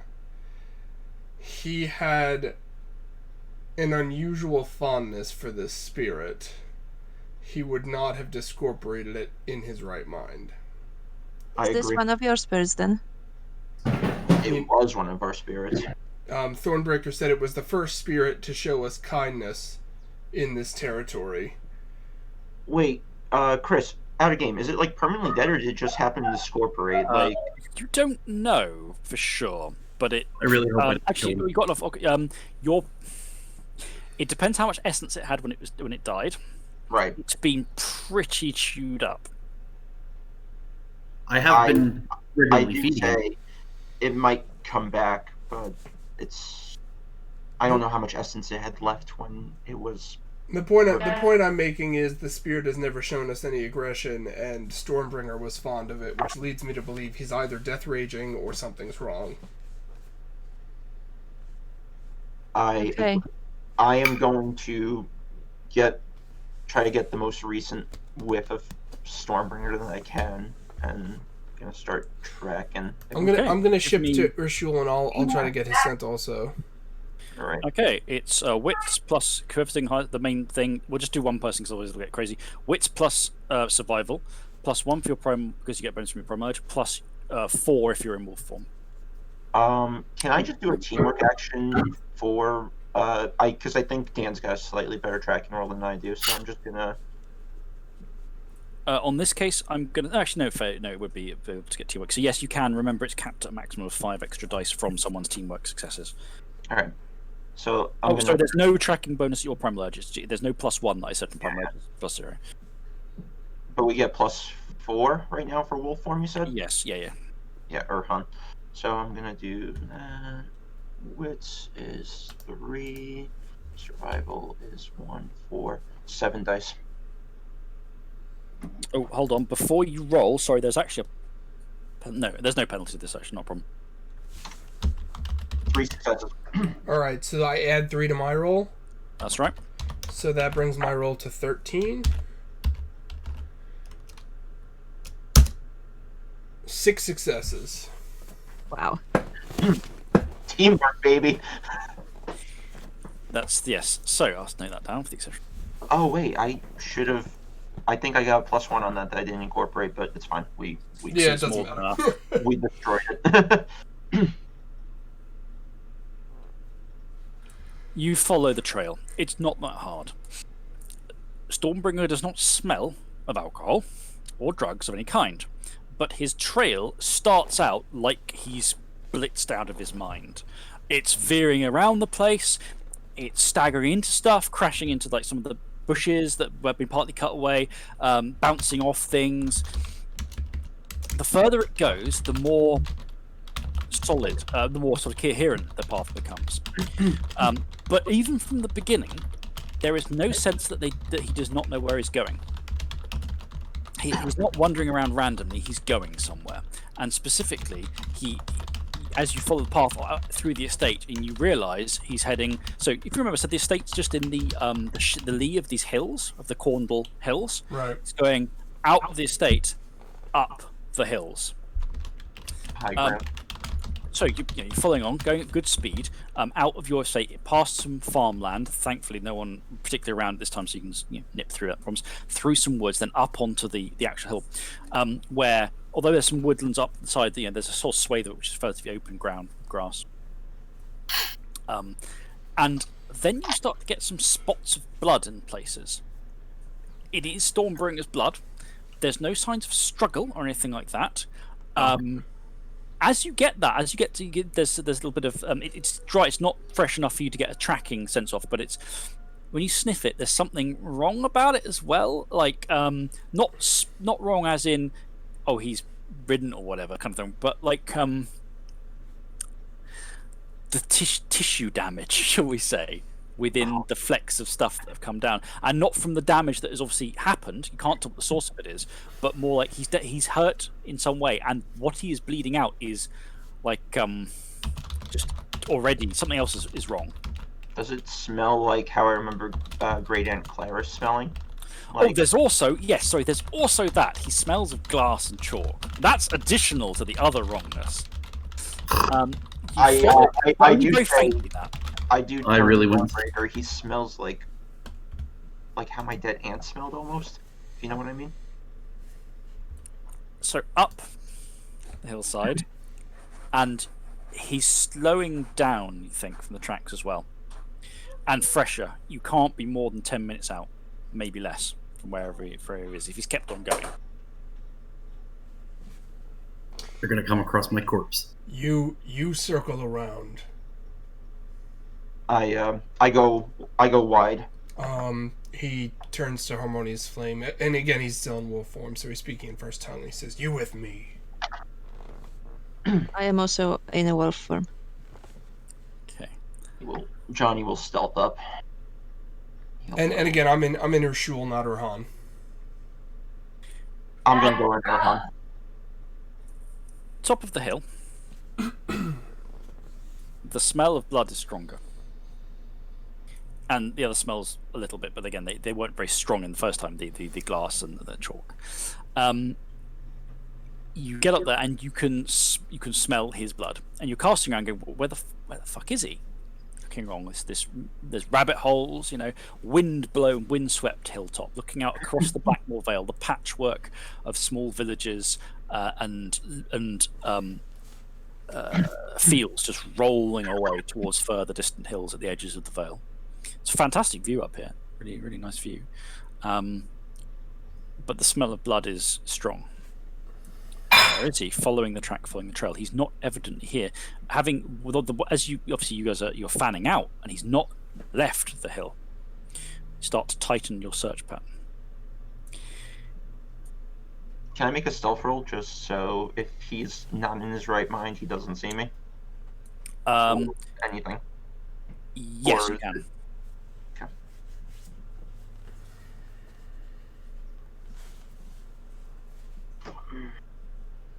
Okay. 2 successes again. Okay, so you creeping around. You're coming towards the point. Where is he? The smell of blood is stronger. Where is Stormbringer? The blood scent leads you to a hole in the ground, and at first you think it's odd because it's quite sizable hole in the ground, and there's actually it's fenced. Someone's put a little fence around it. Someone has gone obviously crashed through this bit of wooden fence. Who could that be? The hole is, you would have to, as a wolf you get in easily, but a human would have to really stoop. From inside, the smell is earthy and now bloody, but there is stone around the entrance. You are fairly sure this is a barrow mound entrance. It is probably a Neolithic or early, probably Bronze Age or Iron Age barrow mound. Within is darkness. And now the noises. The noises are unpleasant, wet, but they sound like life. They sound like ragged, wounded breath being drawn. Wet, red, messy, but breath. I turn to Thornbreaker and I question it, like, does he want me to go in first? Type deal. Thornbreaker acknowledges Johnny, and Thornbreaker walks ahead to the mound. Okay. In first tongue, he calls out, "Brother."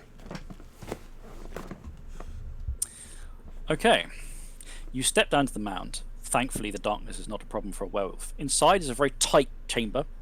It goes straight ahead and then very narrow, little alcoves off the sides with ends in the little chamber. And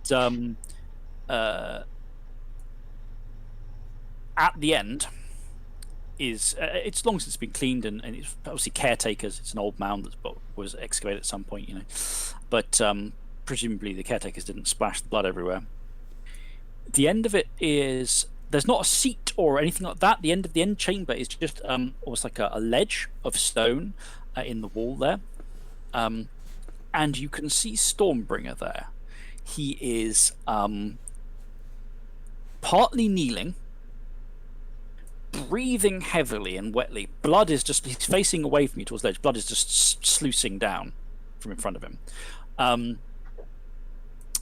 The unconquered raven is here in twilight. He's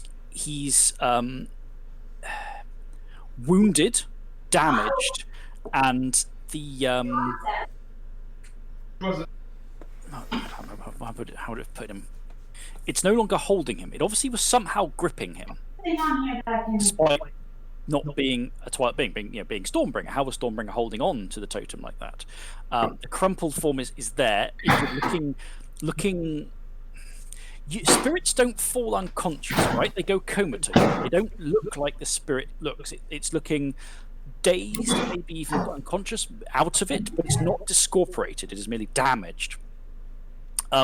Yes. No, sorry, it's still got everything. Gripping on the spirit in his hand, which shouldn't be possible because the spirit is in twilight, as if fingers are partly plunged into the twilight stuff of the raven, and it is bleeding silver and golden droplets.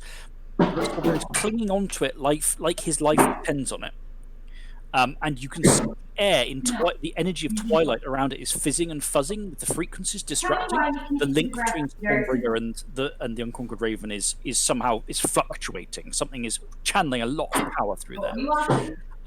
Stormbringer is facing away from you, holding onto it, and giving these wet, horrible breathing noises that sound like his lungs are not in a good way. As you say, brother, it twitches slightly. He twitches slightly, doesn't quite turn to face you, and looks sort of does not turn, but obviously it registers your presence. All right, can I make a wits plus occult to realize that that he has a passenger? Yes, okay. I mean, it's pretty obvious that. Okay, I didn't know if we've encountered something that could ride a werewolf before. So, Yep. Okay. All right. So instead, can I make a wits plus occult roll to figure out if breaking whatever bond is happening will in some way pose a greater threat to the spirit? Just give me the wits plus occult roll, and I'll see what information you get. Sure. I done stuck my foot in it, boys. Sorry. You stuck 2 your soul in successes. something.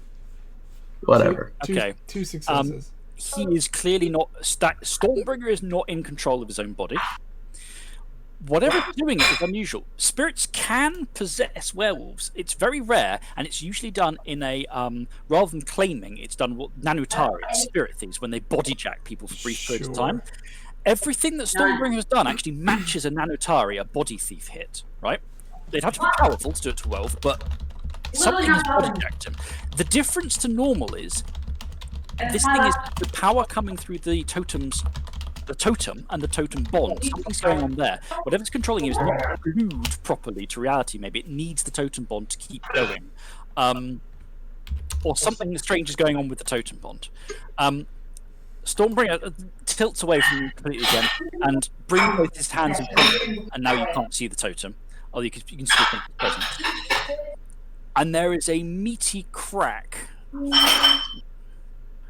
It is not the totem, because the totem wouldn't make a meaty crack, and your totem bond is still there. We need to stop this. I shift into Dalu. What just happened to me? Tackle him. So Thornbreaker in first tongue says, The question is, rolling a character. sorry about this. And he's gonna go try to rip off Stormbringer's arm to sever the bond between the thing riding him and the totem. Alright, so I'm gonna have to make a roll. What's his defense? Just letting you know, Dan, you're the first person I'm caressing with my tiny baby. Okay.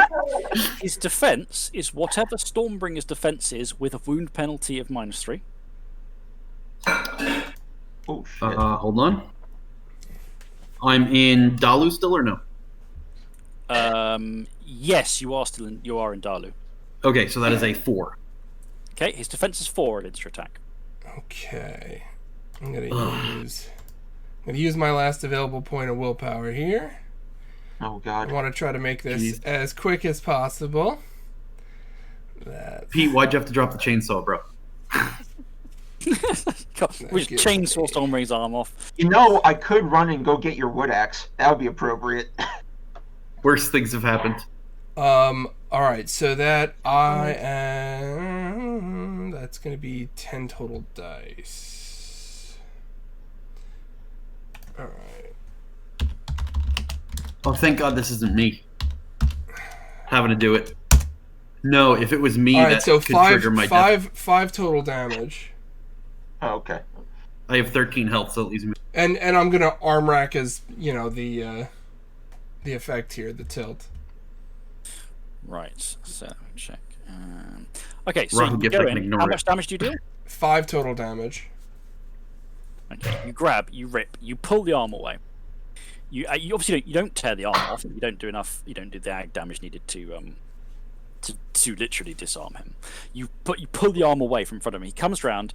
The spirit, the unconquered, the small form of the unconquered raven sort of knocks away in twilight, but as it goes, because it doesn't hit anything physical, it tumbles through the air and then just sort of hangs there as if in a slow motion fall, bleeding slow threads of gold and silver. The energy between it and Stormbringer in the twilight community is shimmering and starts to snap back, like you've just like an elastic band has just snapped and everything's about to ping back. You get the image for a moment that you've ripped into the arm, and the arm is his fingers are like up to the palm, bloodied. Wait, what? And then with the other free arm still, The whatever is controlling Stormbringer snaps like you see the wild eyes, and for each of the eyes, there's something wrong with them. You can't. It's not. They are physically his eyes still, but there's something spasming and wrong, and they're trying to twist to a different shape. And it looks at you with this look of not hatred so much as somewhere between, but absolute desperation, I suppose, absolute desperation, and also scorn. And it says, and it snaps out, spits out through a mouth that it's clearly not used to using. It says, it says, "It is my right," in first tongue, but it doesn't seem to be talking to you. Almost more, it's angry, something in the way. And you see his other hand as he twirls he's partly cracked his rib cage open, and his other hand is still sunk into the ribs. And there's a cracking wrench as he simply rips open the rib cage, swinging it out on that arm, and you can see the mat of organs, muscle torn open, and organs pulsating underneath. I've blood eagled myself. He has just blood eagled himself, and that apparently serves as the gateway for what happens. The possession manifestation on Stormbringer ends. Stormbringer, you are on full lethal damage. Okay. But no ag? You are arm racked. No ag. You are arm racked. Oh, thank God. You're not quite sure how you got from where you were to here, other than you had an intense sensation of desperation, then determination. Chris. Yep. Just real quick, I'm in Dalu, so does that make a difference? Because Dalu is an additional 2, I'd be short. Lethal for Dalu. You're full lethal for Dalu. Got it. Just checking. You have had experience of disorientation, confusion. There was panic or desperation, then determination from this massive. The alien presence in your mind was very powerful. The spirit in you had just completely crunched you. There is then the genuine gut-churning moment as the thing that had got a toehold in this reality through you uses the ritual it has just used your body to perform to fully springboard itself down the snapping conduit of the unconquered raven. The raven ruptures in a detonation of silvery and golden feathers as your totem discorporates. It is not destroyed. Your totem bond remains. And your guts ripple as a doorway as into twilight out of your viscera and your lungs. Something very large floods the inside of the barrow. And in that hanging moment where you snap back to your consciousness, everyone else can see, the burrow is now filled in twilight with the enormous presence of a spirit, an avian spirit. It is mad-eyed. Bird-like is the best description. It is not so simple as simply being in the shape of a normal bird. There are too many eyes. There are too many claws. And it gives a twilight scream of... triumph is the wrong word. Relief. And then it simply arrows upwards out of you through the roof of the burrow. What did I do? Can I know thy name? Literally going to be the last thing he says before he drops unconscious. Yes. Stormbringer's flesh is frantically trying to start. Like you see, ribs start to crack back into position as his body starts to knit. Yes, Ag, you can try a know thy name before it vanishes out of distance. No, there isn't a penalty, is it? Because it doesn't die. You're lucky. But does it use fame? Does anything? I think only something like it does not have anonymity, so you're fine. Pay the essence. Make the roll. Can I willingly pass it? Yeah, you can just go fuck this shit. Stormbringer's gonna look down at his insides, look back at the pack, and go, "What did I do?" And then just fall back. Yep. Chris, after Ag's done, I'm gonna try to run outside to get a beeline of which way it goes. Okay. I got the success. Okay. Yeah. Every name is known by Kestrel. What a surprise. We found Release the Kestrel Hall. Yeah. Guardian of the Veil. And a fresher name, still seething, a sickly name, a name that feels wrong because it is spoken by something that does not have a presence in reality, perhaps. Something, the name comes from somewhere it shouldn't. It cannot, but the name nonetheless comes. Worm. Lesser thing. Little shadow.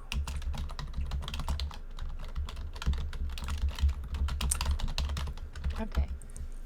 Johnny snaps outside. You see this spirit rock up in twilight, fanning out its many wings. It's the size of a house, this spirit. Shrieking, corkscrewing up into the air. It is calling in first tongue. Calls of alliance, calls of aid, seeking its allies. And there is a screaming note of something you did not expect to hear from something like this. Misery and sorrow and grief. Can I shift to wolf form and I'm gonna howl in a way that he understands that, you know, I'm the great nephew of one of her former pack members. Yeah, you howl up. Obviously, a wolf howl over the hills, but hopefully no dog walks. Yeah, well, the only way Johnny knew how to get its attention pretty well. it just does not. It does not seem. You think, in as much as a spirit can be in a state of mind, it is not in a state of mind where it can easily register. It is essentially a massive and highly traumatized spirit. It's just been spat back into reality from God knows what the fuck Stormbringer did, where he found it, how it ended up possessing him, and it just goes up, and it keeps on going up until it is a speck of nothing. Back in the Twilight, yes. Yes, in Twilight. Back in the barrow, Harmonious Flame and Thornbreaker. Stormbringer is lying in front of you, the body trying to caulk up. It's matting over in gore over his ripped open rib cage. Ribs are slowly trying to crank back. He'll come back together. You know, he's just bloody. He'll get better. He's just produced his own body to perform a ritual of summoning for a being that was only 1 claw into existence. The bigger problem is the totem's just exploded, which is not great. But you are sure it will be back. The totem bond is still there. It's weaker though than it was because the totem isn't there isn't there. You know, it is sunk back into the shadow's substrate to reform itself. Does it usually take for a spirit to reform?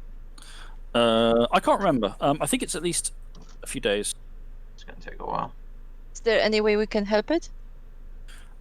Probably gather things of its for powerful resonance for it. Don't they usually reincorporate at like a locus of their?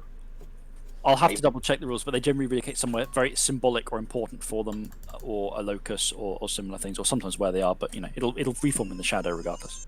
We have that banner in the barn, so yeah, it may reform there. Yeah. For now, you have a debilitated. Your front man, your hardest packmate, is currently. He has gone. His nerves have gone. This is too much bullshit. Let's just turn off for a while so we don't have to feel the pain. I think voluntarily I'm going to roll a resolve plus composure because Thornbreaker has simultaneously, in his mind, failed Jenny, gotten completely dumpstered by Hawkhurst socially, and then just watched his totem discorporate and his alpha fall into a puddle on the floor. So I think that would qualify here. I don't know if you agree, Chris. Go on. All right, 2 successes. He holds it together, but I think he does that thing that dogs sometimes do, where they sway slightly on their legs. That their balance sometimes is challenged. I think that's what happens, but then he manages to not collapse on the floor. Okay, so what are you going to do with Stormbringer? I think we're gonna leave him here until he regains consciousness. Yeah, it's gonna be kind it's of not awkward. like we can. Okay. I don't We're know not how. gonna drag him I don't know out. how. Yeah, it's gonna be awful to get his body out. Okay, so as the pack... Sorry, there's a wailing baby. It's very sad because I didn't pick her up. Is this a place of spiritual resonance? Chris? We'll maybe get to that next time. I think we're going to finish up. The pack gather in the barrow. Sorry, wailing baby. She's the pack gather in the barrow around their fallen packmate in the after the twilight still shivering in the wake of an immensely powerful spirit. And hold vigil as their packmate's flesh slowly begins to mend itself back to something approaching wholeness. The pack have been faced the investigation of mortal authorities. They've encountered their rival, who has sent them packing, and now one of the packmates has done something that has led to the discorporation of one ally, of the totem, possibly the destruction of another spiritual ally, and horrible damage to himself, unleashing God knows what into the world. So I think that is where we will leave it for today. So we're going to look at aspirations. It hasn't been a beat-heavy session this time because it was mostly stuff, sort of investigation and things being done rather than action. But we're going to start doing the aspirations before we finish up for the day. So starting with going round, Ag, Harmonious Flame. Sector 3. Okay. Because I made progress on trying to destroy Hawkhurst. I mean, it didn't feel like progress, but it was progress because we learned new things. Stop the pack from just charging in to Hawkhurst and try to kill him. I did that. And help Jenny. Did it. Okay. Next, Stormbringer. Didn't do shit. Call Sister Davros the architect. Didn't happen.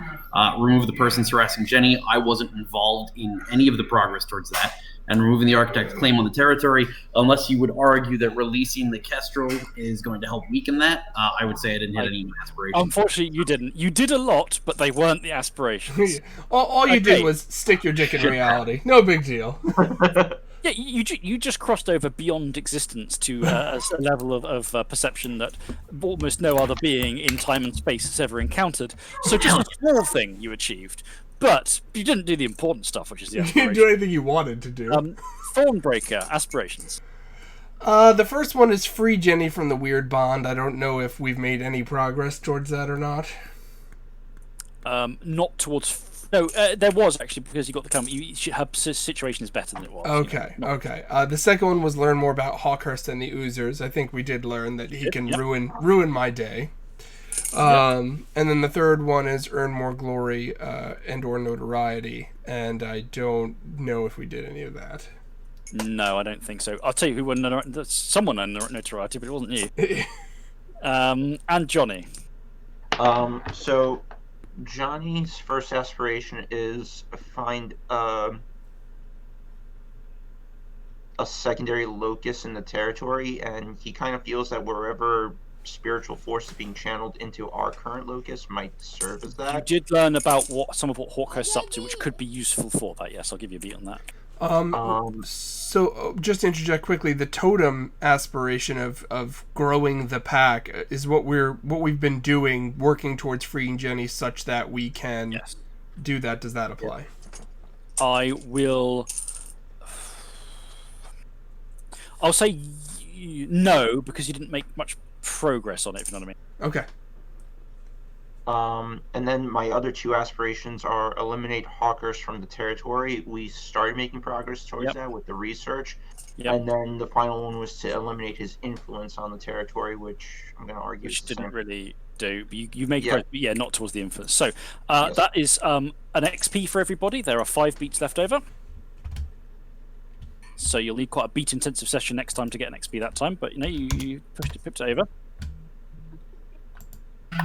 We need to get into a fight, then we'll have some beat. Okay, so that is it for today. Yes, sorry, I'm a slightly chaotic ending here because I'm now being menaced by a baby who is stealing all my dice. Yes, that's right, you're a dicey fucking body. Yes, she's just on my lap. Can't quite see her. I don't know where she is. There she is, stealing dice. So, yes, end of the session with the pack having made progress, but not necessarily in a good way.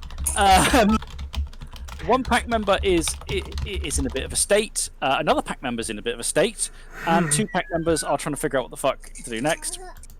I hope you enjoyed that, viewers. I hope the players enjoyed it as we continue storming a strong streak of things exploding or going wrong when touching otherworldly entities. And hopefully we'll see you again next week. I'm not sure if we are good for next week, but if so, we'll see you then. Yeah, I think we are planning for next week. And again, anyone who needs to catch up on some of the chapters they've missed, you can find it on the Paleo Gaming YouTube page. Yeah, thanks for stopping by. We'll see you guys soon. Bye-bye. Bye.